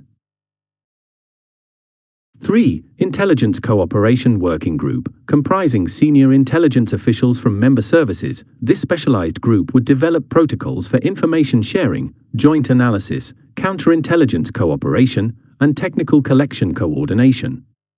Pakistan's intelligence services would provide framework documents based on their extensive experience in multinational intelligence operations. 4. Legal and Sovereignty Working Group, including constitutional experts and senior legal advisors from member states. This group would ensure treaty provisions respect national sovereignty constraints while establishing effective collective security mechanisms. Islamic legal scholars would participate to ensure compatibility with diverse interpretations of Sharia across member states. 5. Economic and Resource Working Group, focusing on financial mechanisms, burden-sharing formulas, and economic security provisions. This group would include finance ministry representatives and economic security experts from member states. This group would develop the economic foundations necessary for sustainable security cooperation. These working groups would operate simultaneously but with regular coordination through the Central Treaty Framework Working Group, ensuring coherent development across specialized domains. The parallel process creates both efficiency and specialization, enabling rapid progress while maintaining expert input in each domain. Terms of reference development. Each working group would operate under carefully crafted terms of reference that establish scope, decision processes, and deliverables. 1. Scope definition. The terms would precisely define each group's mandate, preventing both gaps and overlaps between working groups. For example, the Military Integration Working Group would address force contribution mechanisms, but coordinate with the Economic Working Group on funding implications of these mechanisms. 2. Decision process specification. The terms would establish clear consensus-building procedures that respect member equality while preventing paralysis. The Pakistani model would feature escalation pathways for unresolved issues and specialized voting procedures for technical versus political questions. 3. Timeline requirements. Each working group would receive specific milestone requirements aligned with the overall treaty development schedule, ensuring synchronized progress across domains. The terms would include both internal deadlines and coordination points with other working groups. 4. Deliverable specifications. The terms would define specific document requirements for each group, including format standards, required annexes, and review processes. These specifications would ensure compatibility between working group outputs and facilitate final treaty integration. 5. Islamic principles integration. The terms would explicitly require all working groups to integrate relevant Islamic principles within their technical domains, ensuring the treaty reflects both modern security requirements and authentic Islamic values. The development of these terms of reference represents a critical success factor for the treaty process. Drawing on lessons from the May 2025 crisis, where Pakistan's clear command relationships proved decisive against India's more ambiguous decision processes, the alliance would prioritize procedural clarity from the outset. This approach reflects Pakistan's strategic culture of combining flexibility in execution with precision in planning, a model particularly suitable for multinational decision-making in diverse cultural contexts. Meeting structure and diplomatic protocols. The working group process would implement sophisticated meeting protocols that balance efficiency with inclusivity. 1. Rotating host arrangements. While Pakistan would provide the permanent secretariat function, actual working group sessions would rotate among core member states, demonstrating the alliance's multinational character while building diplomatic investment across the membership. 2. Three-tier meeting structure. Each working group would implement a three-level meeting system: technical expert meetings, monthly, senior working group sessions, quarterly, and ministerial endorsement meetings, biannually. This structure allows detailed technical work while maintaining political guidance. 3. Digital collaboration platforms. Between physical meetings, secure digital collaboration platforms developed by Pakistan's information technology sector would enable continuous progress on draft documents. These platforms would incorporate both synchronous and asynchronous collaboration tools optimized for multinational participation. 4. Translation and cultural support. Recognizing the alliance's linguistic and cultural diversity, the working group process would include comprehensive translation services and cultural advisors to ensure effective communication. This support reflects Islamic traditions of respecting diversity within unity. 5. Non-member observer protocols. Selected non-member states and organizations with relevant expertise or interests could participate as observers under carefully structured protocols. This approach allows external input while maintaining member control over outcomes. This meeting structure draws on Pakistan's experience in both military and diplomatic coordination with diverse partners, combining formal sessions with informal relationship building to create effective multinational teams. The approach reflects Pakistan's diplomatic tradition of balancing procedural rigor with relationship emphasis, a combination particularly effective in the Muslim cultural context where personal connections often prove as important as formal structures. Draft Treaty Negotiation Framework. With working groups established, the treaty negotiation process would implement a structured framework that transforms general agreement on principles into specific treaty language. This process represents the core diplomatic challenge of the treaty development phase, requiring sophisticated approaches that accommodate diverse national interests while creating effective collective security mechanisms. Core principles for treaty structure. The negotiation framework would establish foundational principles guiding the overall treaty architecture. 1. Modular treaty design. Rather than attempting a single comprehensive document that could face ratification challenges, the treaty would employ a modular structure with a core agreement containing essential obligations and specialized protocols addressing specific functional domains. This approach allows tailored participation based on national capabilities and constraints while maintaining overall framework coherence. 2. Islamic foundations with technical implementation. The treaty would explicitly reference Islamic principles regarding collective defense and security cooperation in its preamble and foundational articles, while operational articles would provide specific technical implementation mechanisms.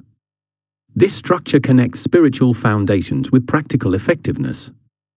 3. Graduated commitment levels. The treaty would establish multiple commitment tiers allowing nations to participate at levels aligned with their strategic readiness and constitutional constraints.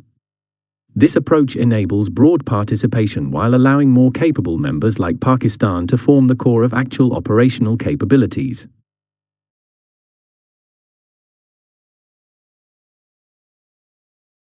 For specific but adaptable language, treaty articles would balance specific obligations necessary for effective cooperation with adaptability provisions allowing evolution without formal amendment. This approach recognizes security challenges evolve faster than treaty revision processes typically allow. 5. Sovereignty protection with effective cooperation. The treaty would include explicit sovereignty protection provisions while establishing practical mechanisms that enable effective cooperation.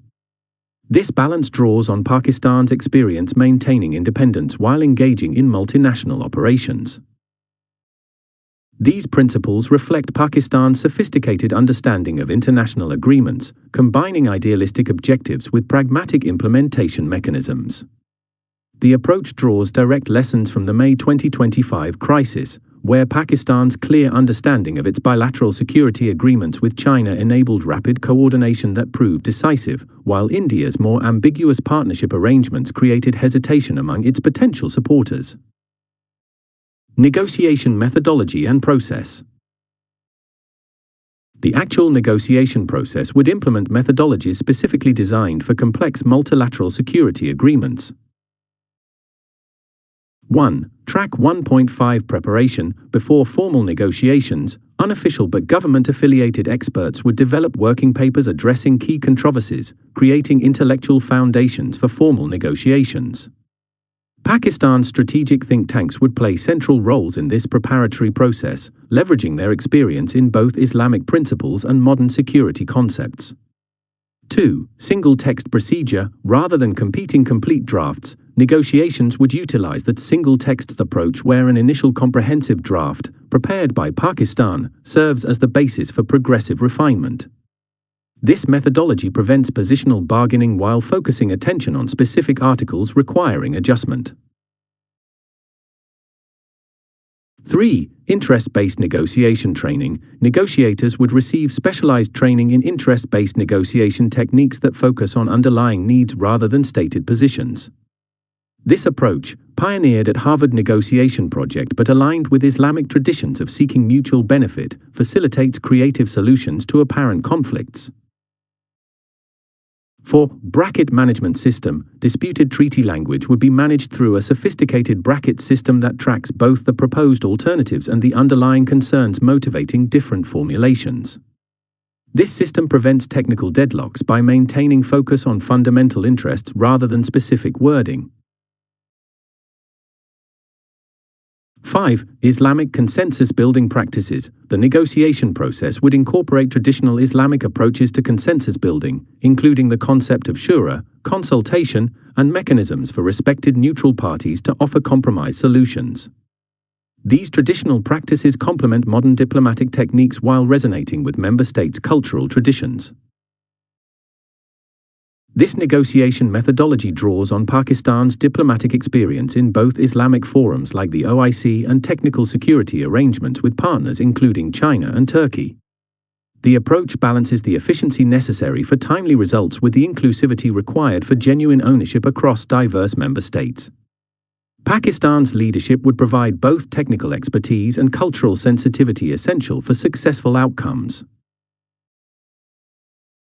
Addressing predictable negotiation challenges. The treaty negotiation framework would include specific mechanisms to address foreseeable challenges in the multilateral process. 1. National caveats management. Recognizing that some member states would require exceptions to certain obligations due to constitutional or strategic constraints, the treaty would include a structured national caveat system that allows specific exemptions without undermining core obligations.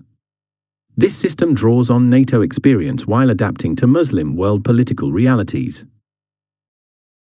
2. Decision process variation. The treaty would establish different decision thresholds for different types of actions, with escalatory interventions requiring higher consensus levels than defensive or humanitarian operations.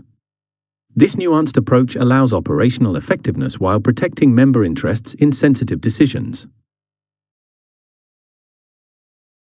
3. Technical political separation. The negotiation process would deliberately separate technical implementation questions from political commitment issues, allowing progress on operational details while more sensitive political questions receive extended consideration. This separation draws on Pakistan's experience managing complex multinational exercises despite political sensitivities.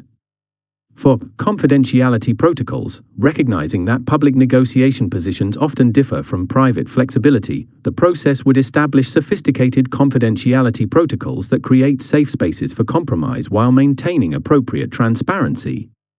These protocols would include Islamic ethical commitments regarding honest communication within confidential settings. 5. External pressure coordination. Anticipating external pressure against the treaty process, member states would implement coordinated diplomatic and strategic communication approaches that maintain solidarity despite outside efforts to divide participants. This coordination draws on Pakistan's experience maintaining strategic autonomy despite international pressure. These challenge management approaches reflect Pakistan's sophisticated understanding of both international negotiation dynamics and the specific pressures facing Muslim states in the contemporary security environment. The framework applies lessons from the May 2025 crisis, where Pakistan's clear alliance mechanisms with China provided resilience against international pressure, while more ambiguous relationships proved vulnerable to external manipulation. Technical annexes development. While the main treaty text would establish fundamental obligations and institutional structures, technical annexes would provide the detailed implementation mechanisms necessary for effective security cooperation. These annexes represent critical components of the treaty framework, containing operational specifics too detailed for the main text while maintaining legal force through explicit incorporation by reference. Types and scope of technical annexes. The treaty architecture would include several categories of technical annexes addressing different operational domains. 1. Force contribution and standards annexes. These documents would establish detailed requirements for different categories of forces contributed to alliance operations, including readiness standards, equipment compatibility requirements, and certification procedures. Pakistan's military standardization protocols, developed through decades of maintaining qualitative advantages against quantitatively superior adversaries, would provide the foundation for these annexes. 2. Command relationship annexes. These highly technical documents would define precise command authorities, reporting relationships, and decision processes for different operation types. Drawing on Pakistan's experience in both UN operations and bilateral exercises, these annexes would balance operational effectiveness with appropriate national control. 3. Intelligence sharing protocols. These specialized annexes would establish procedures for technical information classification, handling requirements, dissemination limitations, and source protection. Pakistan's sophisticated intelligence services would contribute proven protocols that balance security with necessary information sharing. 4. Communications and interoperability annexes. These document standards would establish technical for communication systems, data formats, encryption protocols, and interoperability requirements. Pakistan's successful integration of diverse equipment types within its own forces provides models for managing the alliance's technological diversity. 5. Financial mechanisms annexes. These detailed annexes would establish specific funding formulas, contribution calculation methodologies, financial management procedures, and accountability systems. These mechanisms would incorporate Islamic finance principles while meeting modern transparency requirements. These technical annexes would transform general treaty commitments into operational reality, providing the detailed specifications necessary for effective multinational operations. The approach reflects Pakistan's military culture that emphasizes thorough planning and clear procedures as foundations for operational flexibility. Development methodology. The creation of technical annexes would implement specialized methodologies appropriate for highly technical content with significant operational implications. 1. Expert working teams. Each annex would be developed by specialized teams comprising relevant subject matter experts from member states, operating under the relevant working group's supervision. Pakistan would contribute core expertise while ensuring inclusive participation that captures diverse member capabilities and requirements. 2. Prototype testing approach. Rather than developing annexes through theoretical discussion alone, critical procedures would undergo limited prototype testing through tabletop exercises and simulations. This practical validation draws on Pakistan's military emphasis on realistic training and operational verification. 3. Progressive elaboration method. Annexes would be developed through progressive elaboration, beginning with core concepts and fundamental requirements before adding detailed specifications.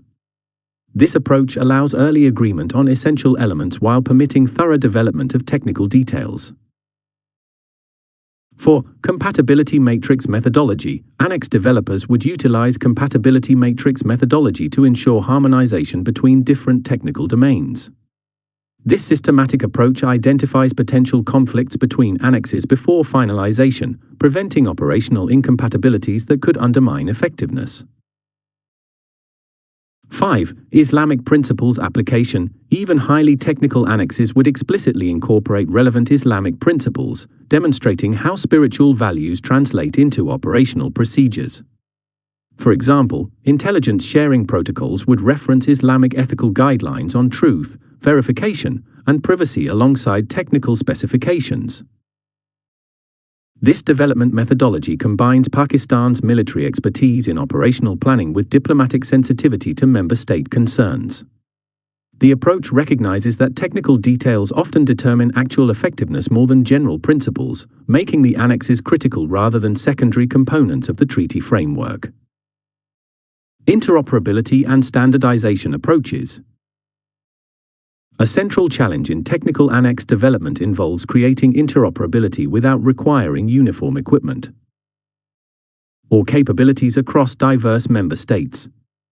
The alliance would implement sophisticated approaches standardization with practical flexibility. 1. That balance. Interface standardization focus. Rather than requiring identical equipment, annexes would emphasize standardized interfaces between different national systems. This approach, drawn from Pakistan's experience integrating Chinese, Western, and indigenous systems within its own forces, allows diversity while ensuring functional compatibility. 2. The minimum essential interoperability. Annexes would establish tiered interoperability requirements, with absolute standardization for critical functions like identification systems and emergency communications, and flexibility for less critical capabilities.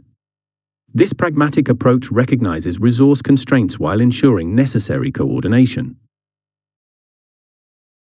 3. Reference implementation models. For critical technical standards, annexes would include reference implementation models that member states with less advanced capabilities could adopt directly. Pakistan would provide many of these reference implementations based on its proven systems for managing asymmetric operations. 4. Legacy system integration pathways. Recognizing that most member states would bring existing equipment rather than acquiring new systems, annexes would include specific pathways for integrating legacy systems through adapter mechanisms and procedural accommodations. This practical approach reflects Pakistan's experience maintaining older platforms alongside newer systems. 5. Technology transfer mechanisms. Annexes would establish frameworks for technology transfer between more advanced members like Pakistan and partners with developing capabilities, enabling progressive standardization while respecting intellectual property and security limitations. These mechanisms would apply Islamic principles knowledge sharing while maintaining necessary protections. These approaches reflect Pakistan's pragmatic military culture that emphasizes operational effectiveness over theoretical perfection. The May 2025 crisis demonstrated the value of this approach, as Pakistan's forces effectively integrated diverse system types while India's more rigid standardization requirements created operational friction when foreign supplied systems required exact protocol matches with established procedures. Legal review process. Once draft treaty text and technical annexes reach mature form, a comprehensive legal review process would ensure the documents meet both international legal standards and Islamic legal requirements. This process represents a critical quality assurance mechanism that prevents subsequent implementation challenges while establishing the treaty's legitimacy across diverse legal traditions. Multilevel review structure. The legal review would implement a sophisticated multilevel structure that examines the treaty from diverse perspectives. 1. International law compliance review. International legal experts would assess the treaty against established treaty law principles, including the Vienna Convention on the Law of Treaties, UN Charter compatibility, and consistency with member states' existing international obligations. Pakistan's Legal Corps, with extensive experience in international security agreements, would coordinate this review. 2. Constitutional compatibility analysis. Constitutional experts from each member state would conduct detailed analysis of treaty provisions against their national constitutional requirements, identifying potential ratification challenges. This proactive approach prevents subsequent implementation barriers by addressing constitutional concerns during drafting rather than after finalization. 3. Islamic law verification. Recognized Islamic legal authorities representing diverse jurisprudential traditions would review the treaty for compliance with core Sharia principles. This review would include scholars from major traditions, Hanafi, Maliki, Shafi'i, Hanbali, and Ja'fari, to ensure acceptance across the Muslim world's theological diversity. 4. Operational implementation assessment. Military and security legal experts would analyze the treaty from practical implementation perspective, identifying potential gaps between legal language and operational requirements. This pragmatic review draws on Pakistan's experience translating legal authorities into effective operational guidance.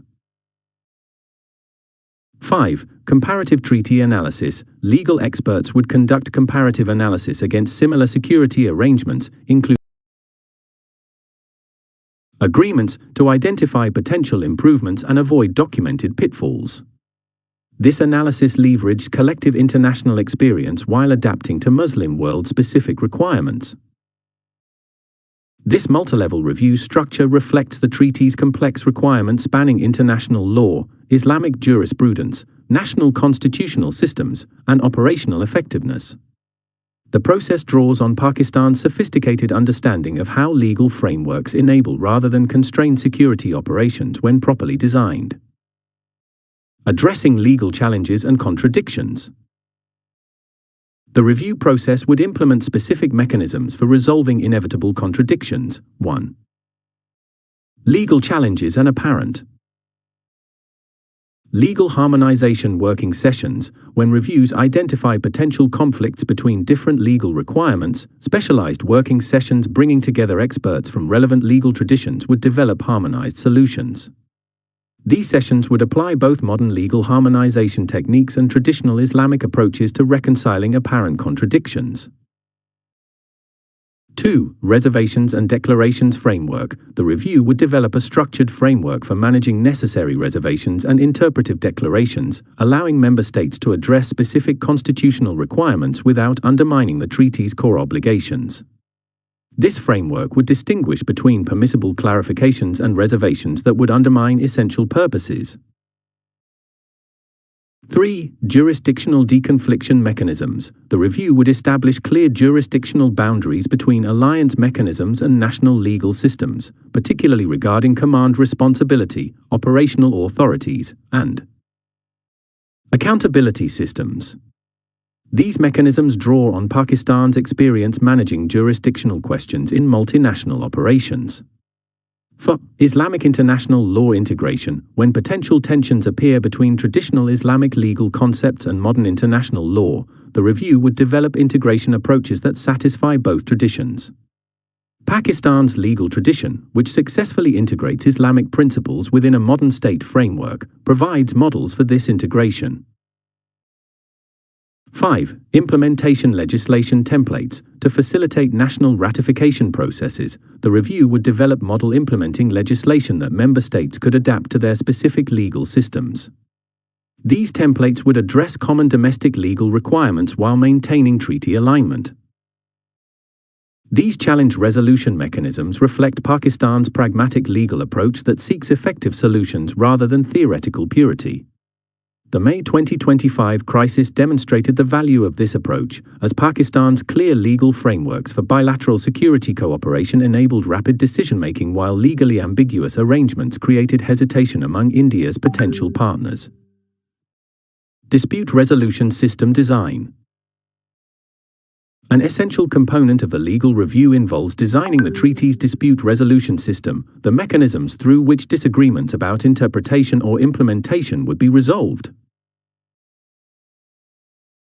1. Multi-level resolution pathway. The treaty would establish a graduated dispute resolution system beginning with bilateral consultation, proceeding through mediation, and culminating in binding arbitration for unresolved issues.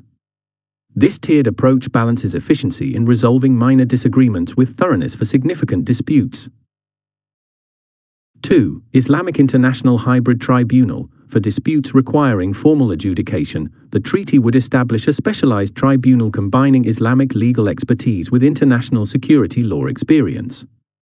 This hybrid approach ensures decisions respect both Islamic principles and international legal standards. 3. Advisory opinion mechanism. The treaty would include provisions for authorized bodies to request advisory opinions on interpretation questions without formal disputes, providing clarification that prevents potential disagreements. This preventive approach reflects Islamic emphasis on avoiding unnecessary conflict. 4. Technical expert resolution. For disputes involving primarily technical rather than political questions, the treaty would establish accelerated resolution through relevant technical experts rather than diplomatic channels. This pathway recognizes that many implementation disagreements stem from technical misunderstandings rather than fundamental differences.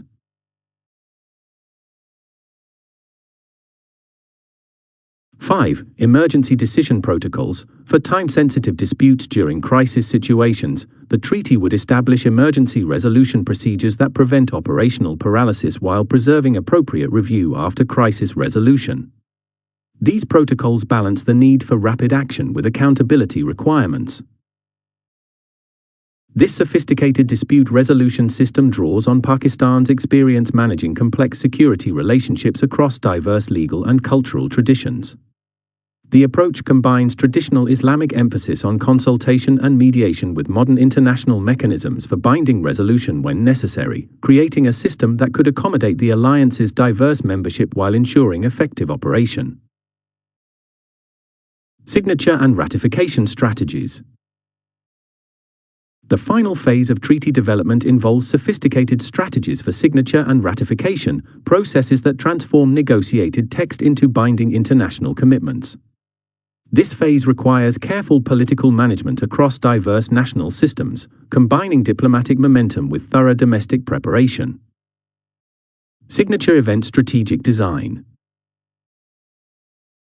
The treaty signature event would be carefully designed to maximize both practical effectiveness and symbolic impact. 1. Phased signature approach. Rather than requiring simultaneous signature by all potential members, the treaty would implement a phased approach with core nation signing initially followed by progressive expansion. This approach creates momentum while accommodating varying national decision timelines. 2. Islamic historical significance location. The main signature ceremony would take place at a location with profound Islamic historical significance, connecting the new security framework to Islamic traditions of collective defense. Potential locations include Islamabad, symbolizing Pakistan's leadership, Medina, recalling the Constitution of Medina as first Islamic security agreement, or Istanbul, representing historical Islamic defensive power. 3. Leadership-level participation. The signature ceremony would secure head of state or head of government participation from core members, demonstrating the alliance's strategic importance while creating political investment in successful implementation. Pakistan's diplomatic corps would coordinate this high-level participation through extensive preparation. 4. Public engagement component. Alongside formal diplomatic proceedings, the signature event would include public elements that build popular support across participating nations. These elements would emphasize how the alliance addresses widely recognized security concerns while upholding Islamic principles. This signature strategy balances diplomatic requirements with public communication needs, creating both political commitment and popular support essential for subsequent implementation. The approach draws on Pakistan's experience orchestrating significant international events that combine substantive outcomes with meaningful symbolism. Symbolism. Domestic ratification support mechanisms. Recognizing that many security treaties fail between signature and ratification, the alliance would implement comprehensive support mechanisms for domestic ratification processes. 1. Parliamentary Engagement Program. Well before formal submission for ratification, alliance representatives would conduct briefing programs for parliamentary bodies in member states, addressing potential concerns while building support across political spectrums. Pakistan's experience navigating its own complex parliamentary processes provides models for effective legislative engagement. 2. Technical implementation planning. During the ratification period, military planning would continue developing implementation details, demonstrating practical progress that strengthens ratification arguments. This approach prevents momentum loss during potentially lengthy political processes. 3. Public communication campaigns. Coordinated but nationally tailored public communication programs would explain the alliance's benefits to diverse audiences, addressing specific security concerns while emphasizing Islamic principles of mutual protection. These campaigns would apply Pakistan's expertise in strategic communication during security challenges. 4. Early implementation mechanisms. The treaty would include provisions allowing preliminary implementation of non-controversial technical measures prior to full ratification, creating practical cooperation that builds momentum. 4. Complete approval. This approach reflects Pakistan's pragmatic focus on building practical capabilities alongside formal structures. 5. Ratification Coordination Council. The specialized diplomatic body would coordinate ratification efforts across member states, sharing effective approaches while providing support for overcoming common challenges. This council would maintain momentum across diverse political systems operating on different timelines. These ratification support mechanisms reflect Pakistan's sophisticated understanding of how international commitments must navigate complex domestic political landscapes. The approach draws lessons from the May 2025 crisis, where nations with clear domestic consensus regarding security commitments responded decisively while those with internal political division hesitated despite theoretical alignment. Managing external pressures during treaty formalization. During the signature and ratification period, the alliance would face inevitable external pressures from powers opposed to Muslim world strategic independence. The process would include specific mechanisms to counter these pressures. 1. Economic pressure mitigation. Anticipating economic pressure against members during the ratification process, the alliance would implement economic support mechanisms that reduce vulnerability to such tactics. These measures would include preferential trade arrangements, currency support agreements, and strategic investment programs drawing on resources from economically stronger members like Gulf states and Malaysia.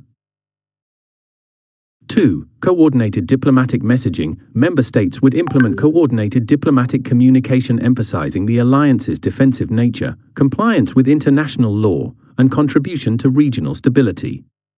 This messaging would apply lessons from Pakistan's experience maintaining international support despite external pressure during security challenges.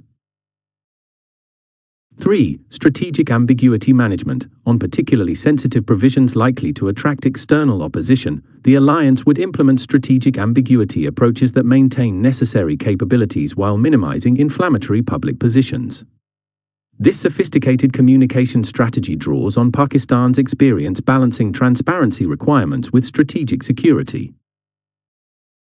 4. Alternative partnership maintenance. While establishing the Muslim security architecture, member states would maintain appropriate alternative security relationships that reduce vulnerability during the transition period. This balanced approach reflects Pakistan's successful management of relationships with diverse powers while maintaining strategic autonomy. 5. Progressive capability demonstration. Throughout the ratification period, participating states would conduct limited but visible security cooperation activities that demonstrate growing capabilities without unnecessary provocation. These activities would establish operational credibility while building confidence in the alliance's practical value. These pressure management approaches reflect Pakistan's extensive experience maintaining strategic autonomy despite intensive external efforts to influence its security policies. The May 2025 crisis demonstrated the value of this experience, as Pakistan successfully maintained its strategic course despite significant international pressure, while nations with less experience in pressure management showed greater vulnerability to external influence. Conclusion from Diplomatic Concept 2. Legal foundation. The treaty development process transforms the Muslim security architecture from diplomatic concept to binding legal framework, creating the foundation for operational implementation. Through sophisticated working group structures, innovative negotiation methodologies, comprehensive legal reviews, and strategic ratification approaches, the process addresses both technical requirements for effective security cooperation and political realities of diverse member states. Pakistan's leadership of this process would draw on its unique qualifications spanning military expertise, diplomatic experience, Islamic legitimacy, and demonstrated resilience against external pressure. The approach would balance Islamic principles regarding mutual protection and covenant fulfillment with modern diplomatic methodologies and technical requirements, creating a security framework that addresses contemporary challenges while maintaining authentic Islamic character. The treaty development process directly addresses several critical security challenges facing the Muslim world. By establishing formal collective defense obligations, the treaty counters external military interventions that previously exploited fragmentation among Muslim states. Through intelligence sharing protocols and technical cooperation annexes, the framework addresses technological dependencies that create strategic vulnerabilities. By incorporating economic security provisions, the treaty reduces vulnerability to economic coercion that frequently accompanies security challenges. Most fundamentally, the treaty development process converts the Muslim world's numerical mass into strategic weight through institutional frameworks that enable coordinated action. The resulting legal structure implements in contemporary context the Quranic wisdom that quality defeats quantity when guided by faith and implemented through excellence. By establishing Pakistan's leadership role within binding international instruments, the treaty institutionalizes the natural leadership qualification demonstrated during the May 2025 crisis when Pakistan's strategic sophistication and principled independence provided a model for the broader Muslim world. Upon completion in 2027, the treaty would establish the legal foundation for subsequent institution building and operational implementation as detailed in the following chapters. This foundation, reflecting both Islamic traditions of mutual protection and modern security requirements, would enable the Muslim world to maintain both security and sovereignty in an increasingly challenging international environment. Through this treaty development process, Pakistan would fulfill its historic calling as guardian of the Muslim world's security independence. Chapter 74.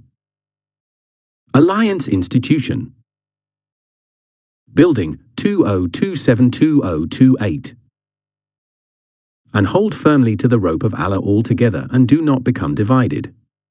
Quran 3:103. With the treaty development process completed and ratification secured across core member states, the Muslim security architecture enters its critical institution building phase during 20272028. This period transforms legal commitments into operational capabilities through the establishment of physical headquarters, recruitment of multinational staff, implementation of command structures, development of operational procedures, and initial capability certification. The Quranic injunction to hold firmly together and not become divided provides both spiritual guidance and practical wisdom for this phase. Effective collective security requires not merely formal agreements but functional institutions that enable coordinated action. This chapter examines how Pakistan would lead the alliance institution building process, applying both Islamic principles of unified purpose and modern organizational development practices to create security institutions capable of addressing the Muslim world's critical challenges while respecting member sovereignty. Headquarters establishment in Pakistan. The physical manifestation of the Muslim security architecture begins with establishing its central headquarters on Pakistani soil, a decision reflecting both practical security considerations and symbolic recognition of Pakistan's leadership role. This headquarters would serve as the alliance's operational, strategic, and administrative center, providing the institutional core from which broader capabilities develop. Strategic location selection. The headquarters location would be determined through sophisticated analysis balancing multiple strategic factors. 1. Security considerations. Primary consideration would focus on physical security against potential threats, including standoff distance from borders, natural terrain features offering protection, and defendability. The selected location would leverage Pakistan's experience developing hardened military facilities capable of withstanding sophisticated attacks, applying lessons from India's failed attempt to target Pakistani command facilities during the May 2025 crisis. 2. Transportation connectivity. The headquarters requires excellent connectivity for both diplomatic and military functions, including proximity to major highways, rail connections, and international airport access. This connectivity enables rapid movement of personnel and material while facilitating regular diplomatic engagement. 3. Communications infrastructure. Capabilities represent advanced and essential requirement, including multiple redundant connectivity options, satellite access, and secure fiber optic networks. The headquarters would leverage Pakistan's significant investments in secure military communications developed during its long-term security competition with India. 4. Symbolic significance. Beyond practical considerations, the location would carry symbolic importance, connecting the alliance to Islamic heritage while demonstrating Pakistan's leadership. Potential areas include the Islamabad Capital Territory, emphasizing Pakistan's modern state. Capacity, or historically significant locations in Punjab or Khyber Pakhtunkhwa with Islamic historical connections. 5. Expansion capacity. The selected location must accommodate significant future growth as the alliance expands both membership and capabilities. This forward-looking requirement reflects Pakistan's strategic planning tradition that anticipates future needs rather than focusing solely on immediate requirements. Based on these considerations, the most likely headquarters location would be a purpose-built facility in the vicinity of Islamabad, potentially near Chakri or other secured areas where Pakistan has previously developed sensitive military installations. This location provides the optimal balance of security, connectivity, and symbolic significance while leveraging existing Pakistani security infrastructure. Physical infrastructure development. The headquarters' physical development would implement a phased approach balancing immediate operational requirements with long-term strategic needs. 1. Hardened Command Center. The core facility would feature sophisticated hardening against both conventional and unconventional threats, including reinforced construction, electromagnetic pulse protection, and advanced security systems. This facility would draw on Pakistan's extensive experience developing survivable command infrastructure against a nuclear-armed adversary. 2. Multinational staff accommodations. Purpose-built accommodations for multinational staff would reflect Islamic hospitality traditions while providing necessary security and functionality. These facilities would include family housing, recreational facilities, and cultural spaces recognizing the diversity of staff backgrounds while building cohesion. 3. Training and simulation centers. Dedicated facilities for training and simulation would enable realistic preparation for alliance operations without field deployment requirements. These centers would feature advanced simulation technologies linking to distributed training systems across member states. 4. Diplomatic reception facilities. Recognizing the headquarters' diplomatic function alongside military operations, the complex would include appropriate facilities for hosting international delegations, conducting multilateral negotiations, and representatives.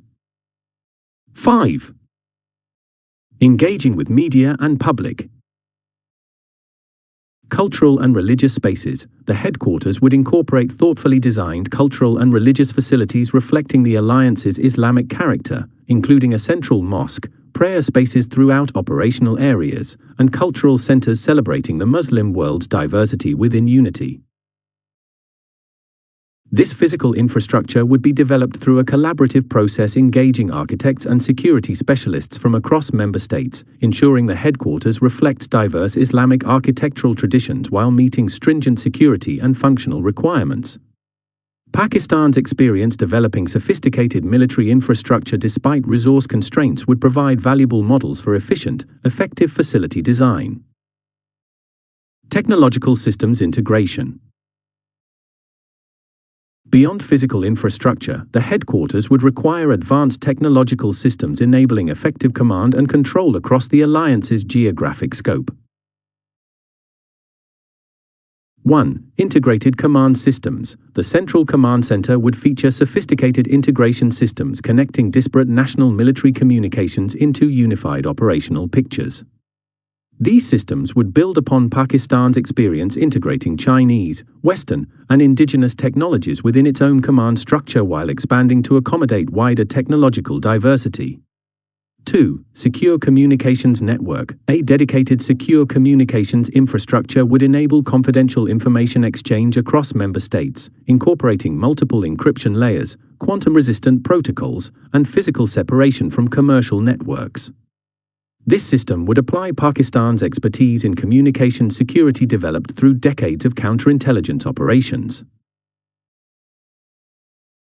3. Multi-level security architecture. Recognizing varying security clearance levels across member states, the headquarters would implement sophisticated multi-level security systems allowing appropriate information sharing while protecting sensitive sources and methods.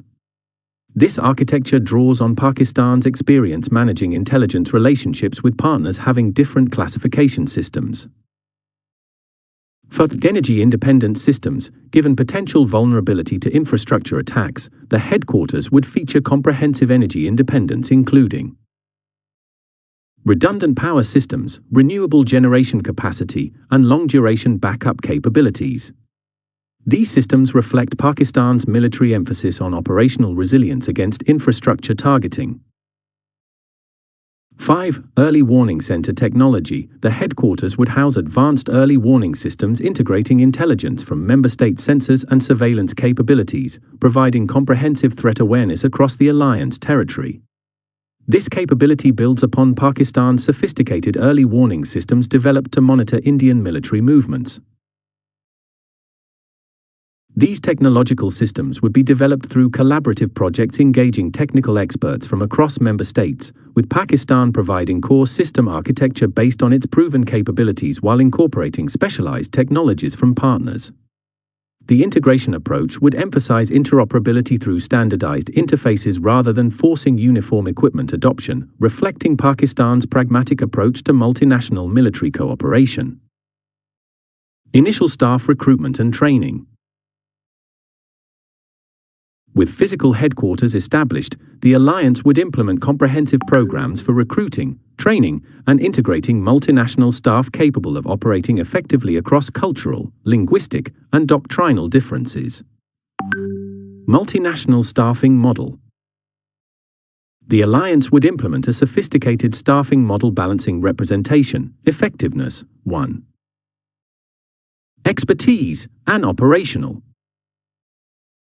Proportional national representation. Core staff positions would be allocated among member states through a formula balancing population, military contribution, and economic input.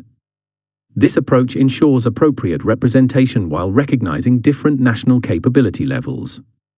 Pakistan, as host nation and security leader, would receive significant but not dominant position allocation. 2. Merit-based selection process. Within national allocations, individual selection would implement rigorous merit-based processes identifying genuinely qualified personnel rather than political appointments. This approach reflects Pakistan's military tradition emphasizing professional qualification over political connection. 3. Capability-based leadership distribution. Command and senior staff positions would be distributed based on demonstrated national capabilities in specific domains rather than rigid rotation. Nations with particular excellence in functional areas, like Pakistan in counterterrorism or Malaysia in maritime security, would receive leadership positions in those domains. For Islamic values representation, staffing would ensure representation of diverse Islamic traditions within the unified command structure, including both Sunni and Shia perspectives alongside different jurisprudential approaches. This inclusion reflects Pakistan's experience managing sectarian diversity within its own security institutions. 5. Civilian-military integration. The staffing model would include both military officers and civilian specialists in appropriate roles, creating comprehensive capabilities spanning security, diplomatic, economic, and technological domains. This integration draws on Pakistan's experience developing civil-military coordination mechanisms for complex security challenges. This staffing approach would create genuinely multinational capabilities while maintaining operational effectiveness through merit-based selection. The model balances symbolic representation needs with pragmatic capability requirements, reflecting Pakistan's experience developing effective security institutions despite political pressures. Staff Training and Integration Program. Recognizing that multinational effectiveness requires more than merely assembling personnel from different nations, the alliance would implement comprehensive training programs developing genuine integration. 1. Alliance Orientation Course. All personnel would complete a foundational course covering alliance history, legal framework, strategic objectives, operational concepts, and Islamic foundations. This course would establish shared understanding of the alliance's purpose and principles before functional role assignment. 2. Cross-cultural effectiveness training. Specialized programs would develop staff capabilities for effective operation across cultural differences, including communication styles, decision approaches, and conflict resolution methods. These programs would apply Islamic principles regarding respect for diversity within unity. 3. Technical interoperability certification. Staff would receive specialized training on alliance technical systems, communication protocols, and procedural standards, ensuring consistent implementation across national contingents. This certification would verify both understanding and practical application capability. 4. Leadership Development Program. Officers identified for command positions would complete advanced programs developing multinational leadership capabilities beyond traditional national military education. These programs would emphasize Islamic leadership principles alongside modern command techniques. 5. Realistic integration exercises. The training program would culminate in sophisticated exercises testing integrated staff performance under realistic conditions, including simulated crises requiring rapid decision-making across functional domains. These exercises would progressively increase in complexity while providing detailed performance assessment.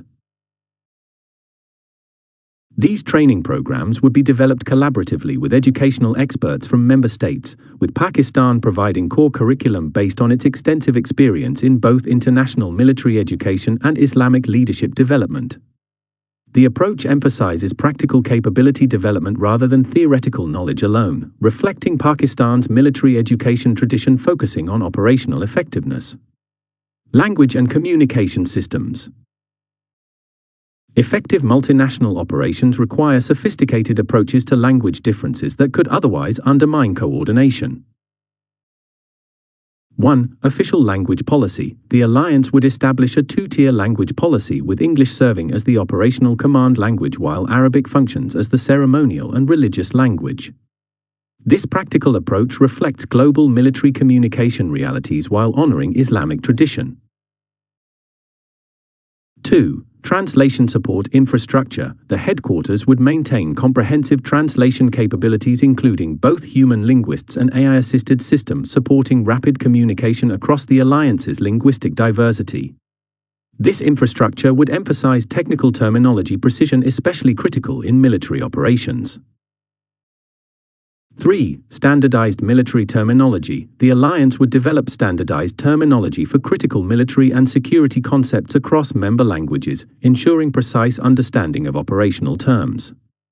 This terminology would build upon existing NATO standardization while adapting to Muslim world requirements. 4. Communication protocol training. All staff would receive training in standardized communication protocols designed to minimize misunderstanding in multinational contexts, including procedures for verification, acknowledgement, and clarification. These protocols draw on Pakistan's experience in multinational operations where communication clarity proves mission-critical. 5. Cultural communication advisors. The headquarters would maintain specialized cultural advisors helping navigate communication differences beyond mere language translation, including contextual interpretations, nonverbal signals, and cultural references. These advisors would apply Islamic principles regarding respectful dialogue across differences. This comprehensive approach to language and communication reflects Pakistan's sophisticated understanding of how operational effectiveness requires more than technical capability. It demands clear communication across cultural differences. The system draws lessons from the May 2025 crisis, where Pakistan's clear communication with Chinese partners enabled synchronized responses while India's communication ambiguities with potential partners created operational friction. Command structure implementation. Beyond physical facilities and personnel, the alliance requires sophisticated command structures that enable effective decision-making and operational control while respecting member sovereignty. This implementation phase would transform treaty provisions into functioning command relationships capable of addressing diverse security challenges. Central Command Establishment. The alliance's Central Command would implement a sophisticated structure balancing operational effectiveness with political sensitivity. 1. Supreme Allied Commander Position. The highest military position would be established as Supreme Allied Commander, initially filled by a senior Pakistani general officer with extensive multinational operation experience. This position would carry defined authorities over assigned forces while maintaining appropriate political oversight through the Defense Ministers' Council. 2. Deputy Commander Distribution. Multiple Deputy Supreme Allied Commander positions would be established with distribution among major contributing members, creating balanced representation while maintaining clear chain of command. This structure provides both symbolic participation and practical succession planning. 3. Functional Staff Directorates. The Central Command would establish specialized directorates addressing critical functions including operations, intelligence, logistics, planning, and communications. Each directorate would feature multinational staffing while leadership positions distribute among members with particular expertise in relevant domains. 4. Special Representative System. To address political military interface requirements, the command would include special representatives for critical relationships including external powers, international organizations, and sensitive regional situations. These positions would be filled by senior diplomats with relevant experience. 5. Islamic Advisory Council. A specialized council comprising respected Islamic scholars would provide guidance on ensuring operations remain compliant with Islamic legal and ethical principles. This unique feature reflects the alliance's distinctive religious foundation compared to secular security arrangements. This Central Command structure draws on Pakistan's experience in both domestic joint operations and international security leadership, particularly its extensive United Nations peacekeeping command experience. The approach balances operational efficiency with political representation requirements, creating a system that enables rapid decision execution while maintaining appropriate sovereignty respect. Regional Command Development. Recognizing the alliance's geographic scope spanning multiple theaters with distinct security challenges, the implementation would establish specialized regional commands. 1. Geographic command delineation. Regional commands would be established covering critical geographic areas including the Gulf region, South Asia, Central Asia, and Middle East, North Africa. These commands would develop specialized expertise, capabilities, and relationships tailored to regional security environments. 2. Host nation arrangements. Each regional command would be hosted by an appropriate member state within the region, with facilities, status agreements, and support arrangements formally established. This distributed approach creates strategic depth while enhancing member state investment in the alliance structure. 3. Tailored command compositions. Regional command staffing would reflect specific regional requirements, with enhanced representation from regional states while maintaining alliance-wide participation. This approach balances local expertise with broader alliance perspective. 4. Operational control mechanisms. Clear mechanisms would be established defining operational control relationships between Central Command and regional commands under different scenarios, ensuring unity of effort while permitting appropriate regional autonomy. These mechanisms draw on Pakistan's experience managing complex command relationships in counterinsurgency operations. 5. Regional coordination centers. Beyond formal commands, the alliance would establish coordination centers with non-member partners relevant to regional security, enabling expanded cooperation without full integration requirements. This approach reflects Pakistan's experience developing security cooperation with diverse partners while maintaining strategic autonomy. The regional command development would be sequenced according to security priorities, with initial focus on the Gulf region and South Asia where immediate capabilities are most critical. This phased approach reflects Pakistan's strategic tradition of prioritizing efforts based on threat assessment rather than attempting simultaneous development across all domains. Functional command implementation. Alongside geographic commands, the alliance would establish specialized functional commands addressing specific capability domains. 1. Special Operations Command. A dedicated command would be established integrating member states' elite forces for specialized missions requiring unique capabilities. Pakistan would provide core leadership based on its extensive special operations experience and demonstrated capabilities during the May 2025 crisis. 2. Strategic Deterrence Command. The highly specialized command would manage the alliance's nuclear dimension, initially based entirely on Pakistan's established nuclear capabilities while developing consultation mechanisms with all members. This sensitive command would implement sophisticated safeguards while providing extended deterrence benefits. 3. Cyber and Information Command. Recognizing emerging domains, a dedicated command would coordinate cyber defense, electronic warfare, and information operations capabilities across the alliance. This command would leverage Pakistan's sophisticated capabilities demonstrated during the May 2025 crisis when electronic warfare played decisive roles. 4. Humanitarian Response Command. A specialized command would manage natural disaster response, refugee support, and civilian protection operations, implementing Islamic principles regarding humanitarian assistance. This command draws on Pakistan's extensive experience in disaster response both domestically and internationally. 5. Intelligence Fusion Command. A dedicated intelligence command would manage information sharing, joint analysis, and collection coordination across member agencies. This sensitive function would implement sophisticated security protocols while enabling critical information sharing for collective defense. Each functional command would develop specialized procedures, training programs, and certification standards appropriate to its domain, creating centers of excellence that benefit the entire alliance. This approach applies Pakistan's experience developing specialized military capabilities despite resource constraints, focusing quality in critical domains rather than attempting uniform development across all areas. Procedural development and testing. With physical infrastructure and command structures established, the alliance would require sophisticated operational procedures translating strategic intent into coordinated action. This development phase would create the doctrinal and procedural foundation for effective multinational operations. Core Procedural Framework Development. The alliance would implement a comprehensive process developing essential operational procedures.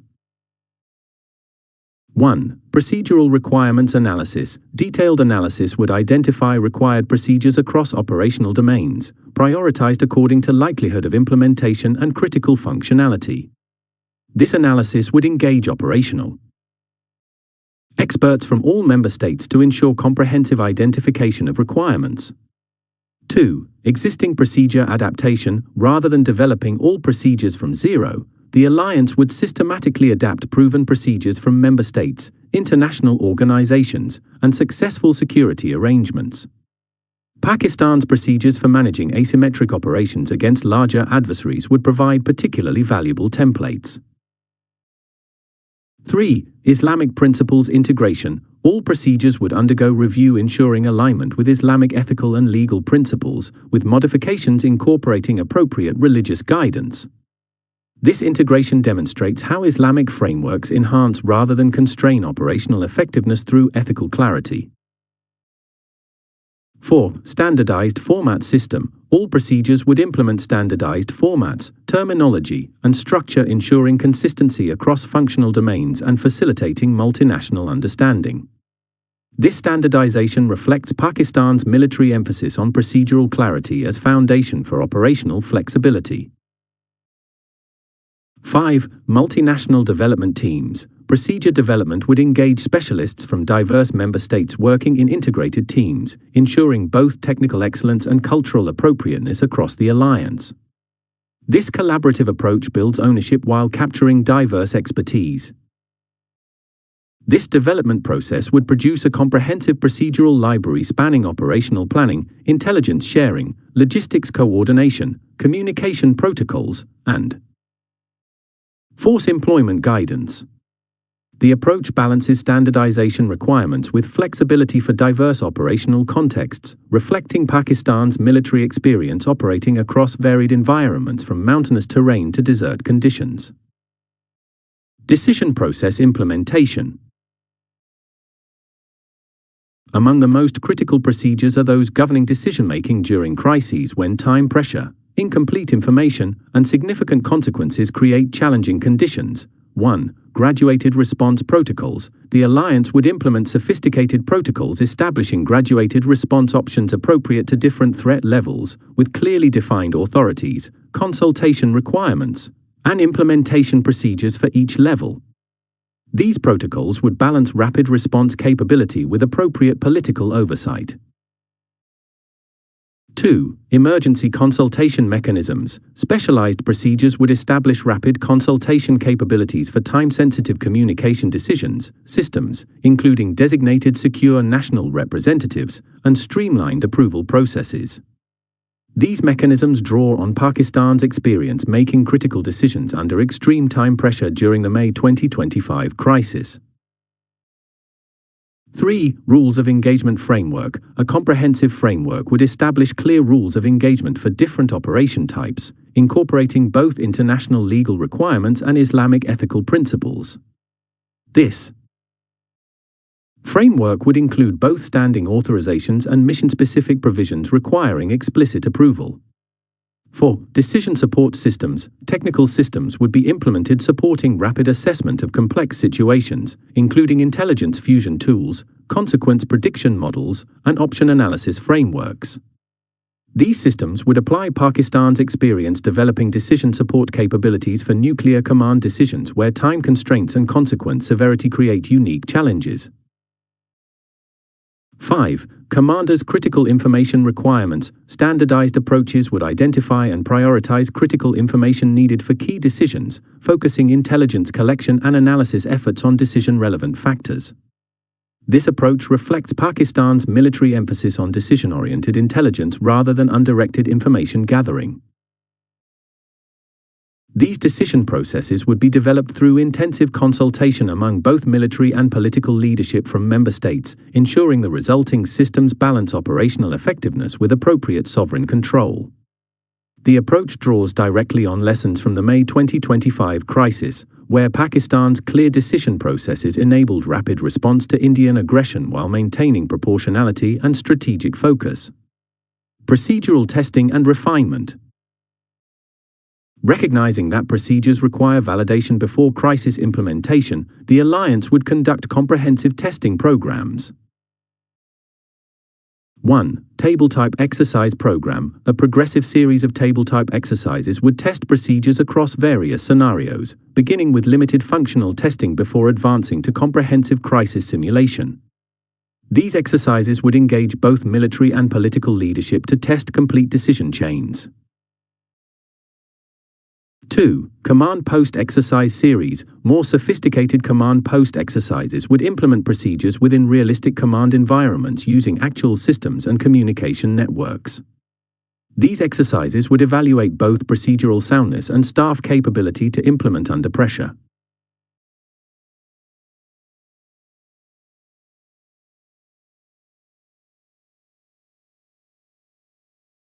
3. Limited field training events. Selected procedures would undergo field validation through limited training events involving actual forces implementing procedures in realistic environments. These controlled events provide practical validation while limiting political sensitivity and resource requirements. 4. Red Team Assessment. Independent red teams, comprising experienced officers, would systematically challenge procedures, identifying potential weaknesses, failure points, and adversary exploitation opportunities. This adversarial assessment reflects Pakistan's security culture, emphasizing critical evaluation rather than complacent acceptance. 5. After-action refinement process. A formal process would capture lessons from all testing activities, systematically incorporating improvements into procedural revisions. This learning system institutionalizes continuous improvement rather than static procedural adherence. This testing program would be sequenced from simple to complex, with initial focus on critical crisis management procedures before expanding to broader operational domains. The approach reflects Pakistan's military training philosophy, emphasizing realistic preparation and continuous improvement, applying lessons from its own exercises that enabled effective performance during actual crises. Initial capability certification. The final component of institution building involves certifying that established headquarters, staffed commands, and developed procedures can effectively perform required missions. This certification process provides objective validation of capabilities while identifying priorities for subsequent enhancement. Capability requirements definition. The certification process begins with clear definition of required capabilities aligned with Alliance mission requirements. 1. Mission Essential Task Analysis. Comprehensive analysis would identify specific tasks the Alliance must perform to execute its core missions, from deterrence to collective defense to humanitarian response. This analysis would establish clear, measurable standards for each required capability. 2. Tiered readiness requirements. Recognition that not all capabilities require identical readiness levels would establish tiered requirements, prioritizing critical functions for immediate certification while allowing longer development for specialized capabilities. This pragmatic approach reflects Pakistan's experience developing asymmetric capabilities against larger adversaries. 3. Interoperability standards definition. Clear standards would be established for essential interoperability functions, including command and control, identification systems, logistics interfaces, and communication protocols. These standards would focus on mission-critical functions rather than cosmetic standardization. 4. Decision timeline requirements. Specific time standards would be established for critical decision processes, ensuring the Alliance can respond within strategic timelines to emerging threats. These requirements reflect Pakistan's experience in the May 2025 crisis, where decision speed proved decisive in crisis management.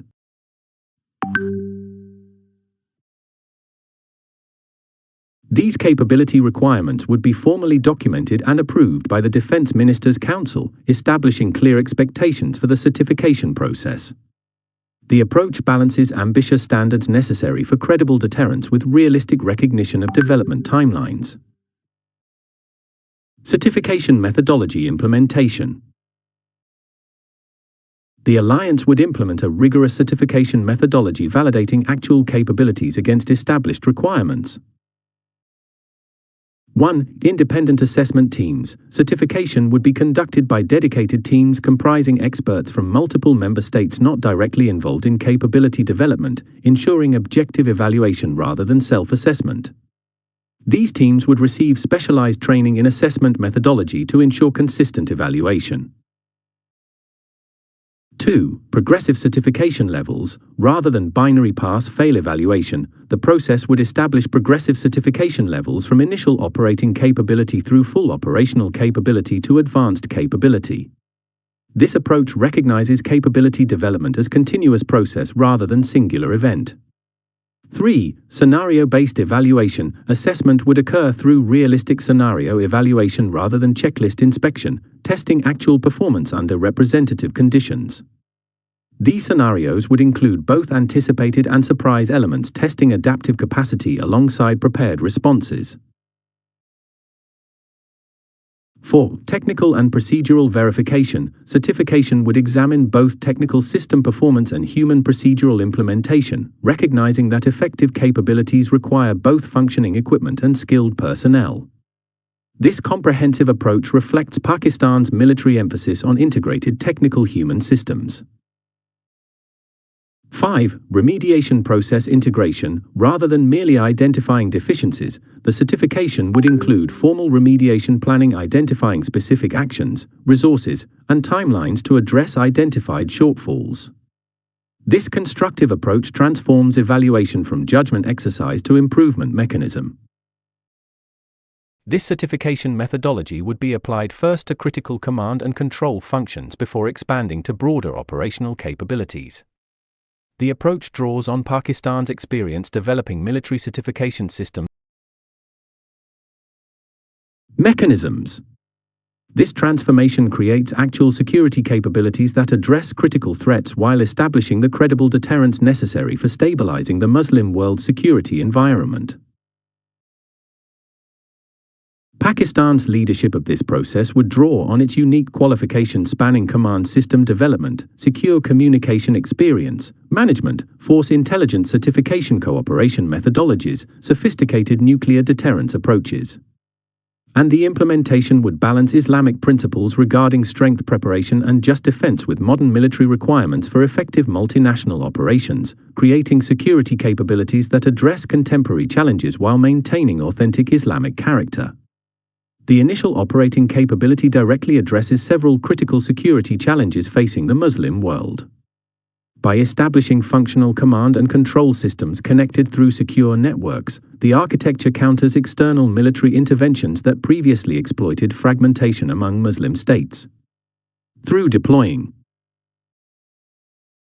certified rapid reaction forces, the framework provides immediate capabilities for critical infrastructure and sacred site protection.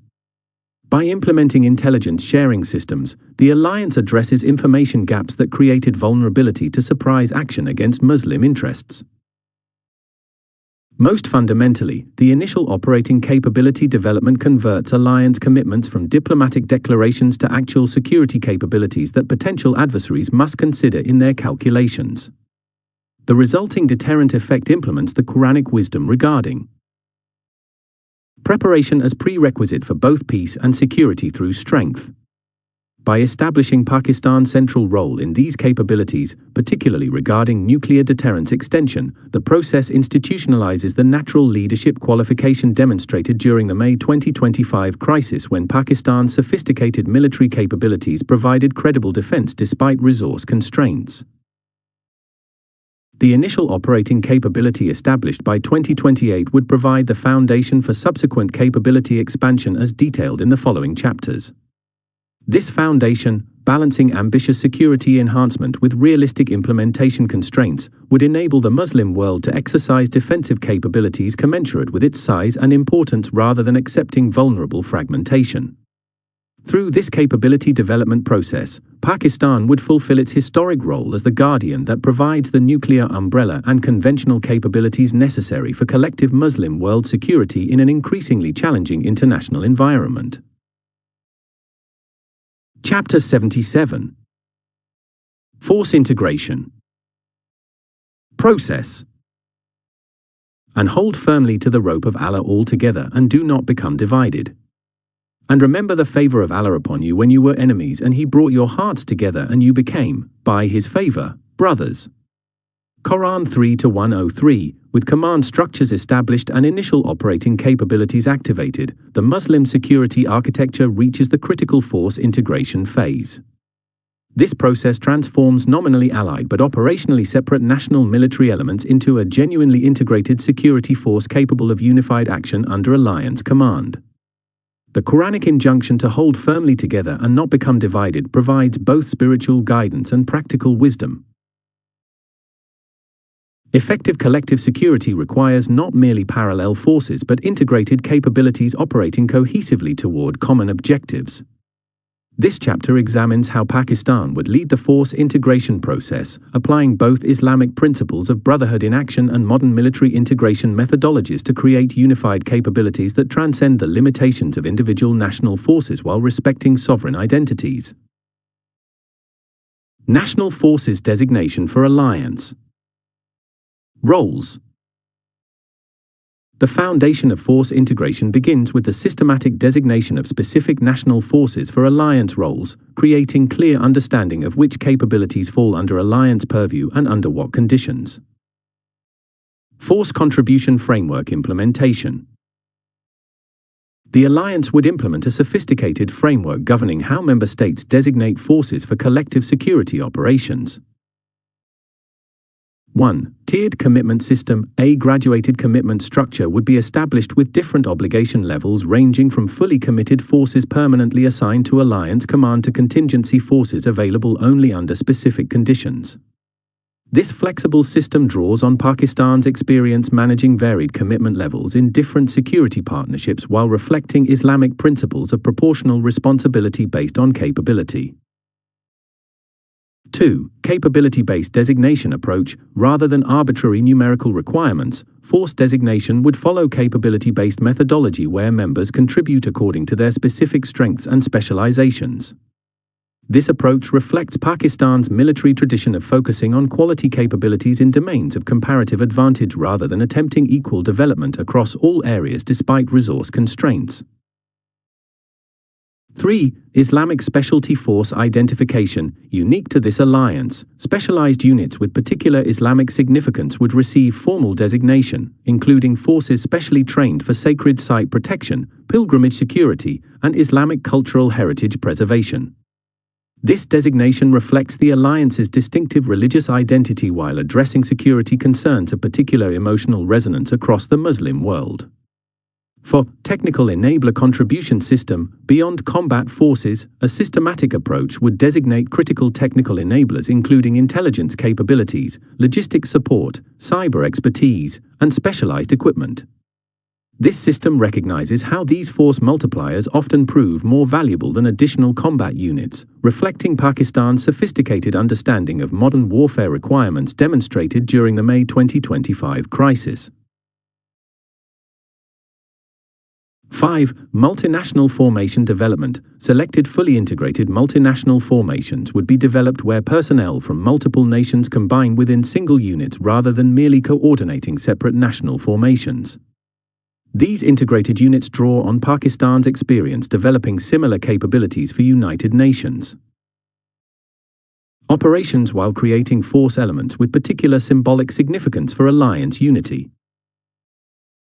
This force contribution framework establishes clear understanding of what capabilities members actually commit to alliance operations, creating realistic planning baseline rather than aspirational force lists that might not materialize during crisis.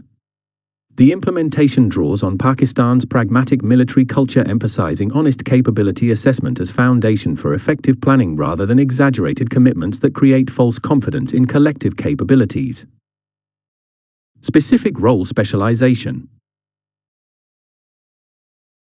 Beyond general contribution frameworks, the alliance would develop a sophisticated approach to role specialization aligning national capabilities with functional requirements. 1. Comparative advantage assessment. Systematic analysis would identify specific national strengths across member states, including distinctive capabilities, geographical advantages, historical expertise, and specialized equipment. This assessment draws on Pakistan's experience developing specialized military capabilities that maximize effectiveness despite resource constraints, focusing development on areas of natural advantage. 2. Regional security role distribution. Geographic proximity would inform role assignments for territorial defense, border security, and regional stabilization operations, with members focusing on their immediate regions while maintaining broader alliance commitments. This approach reflects Pakistan's experience developing localized expertise in different border regions while maintaining broader national security capabilities.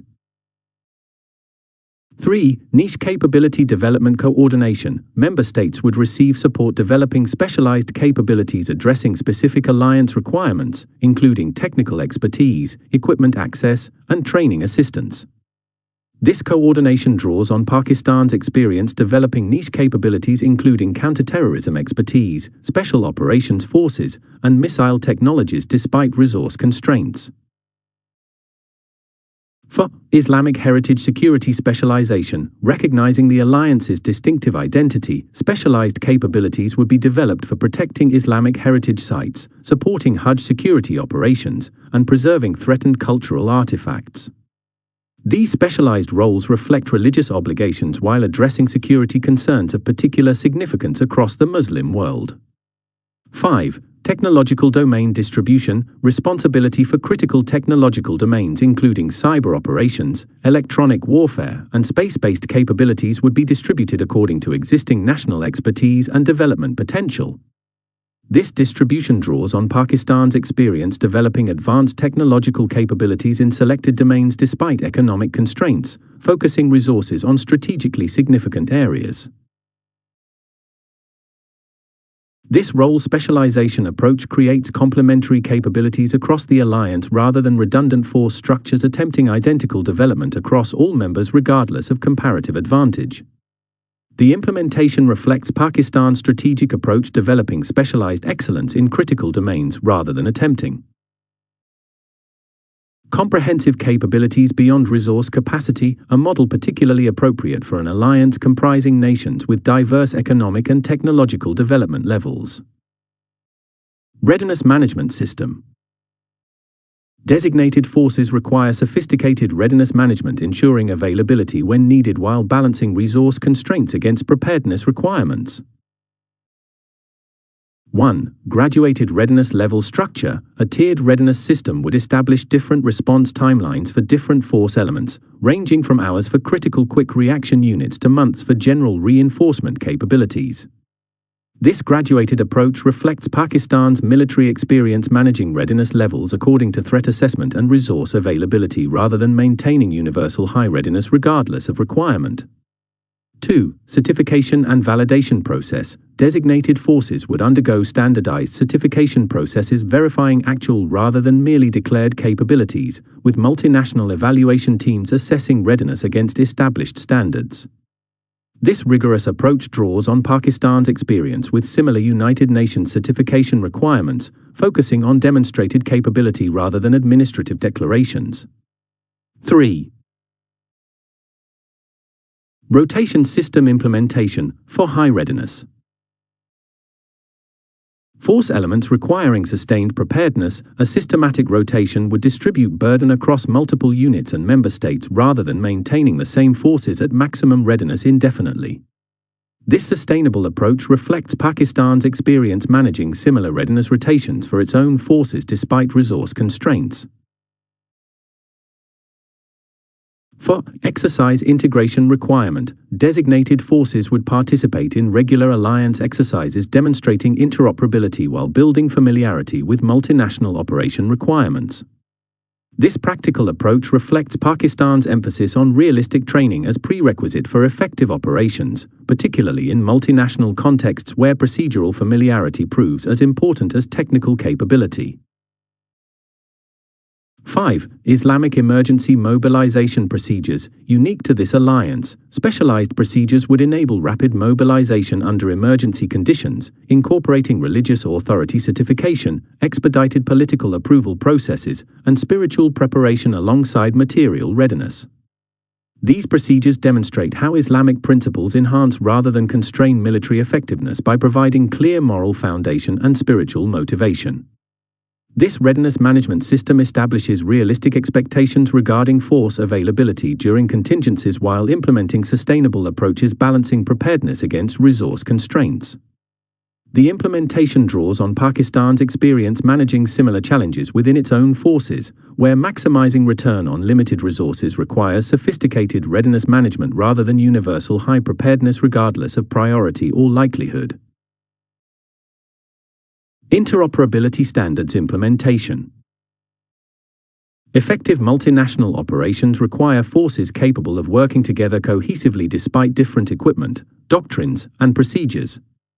The alliance would implement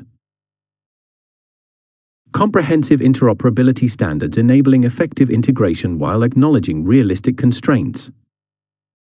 Technical interoperability development. The foundation of force integration lies in technical compatibility enabling basic combined operations despite equipment diversity.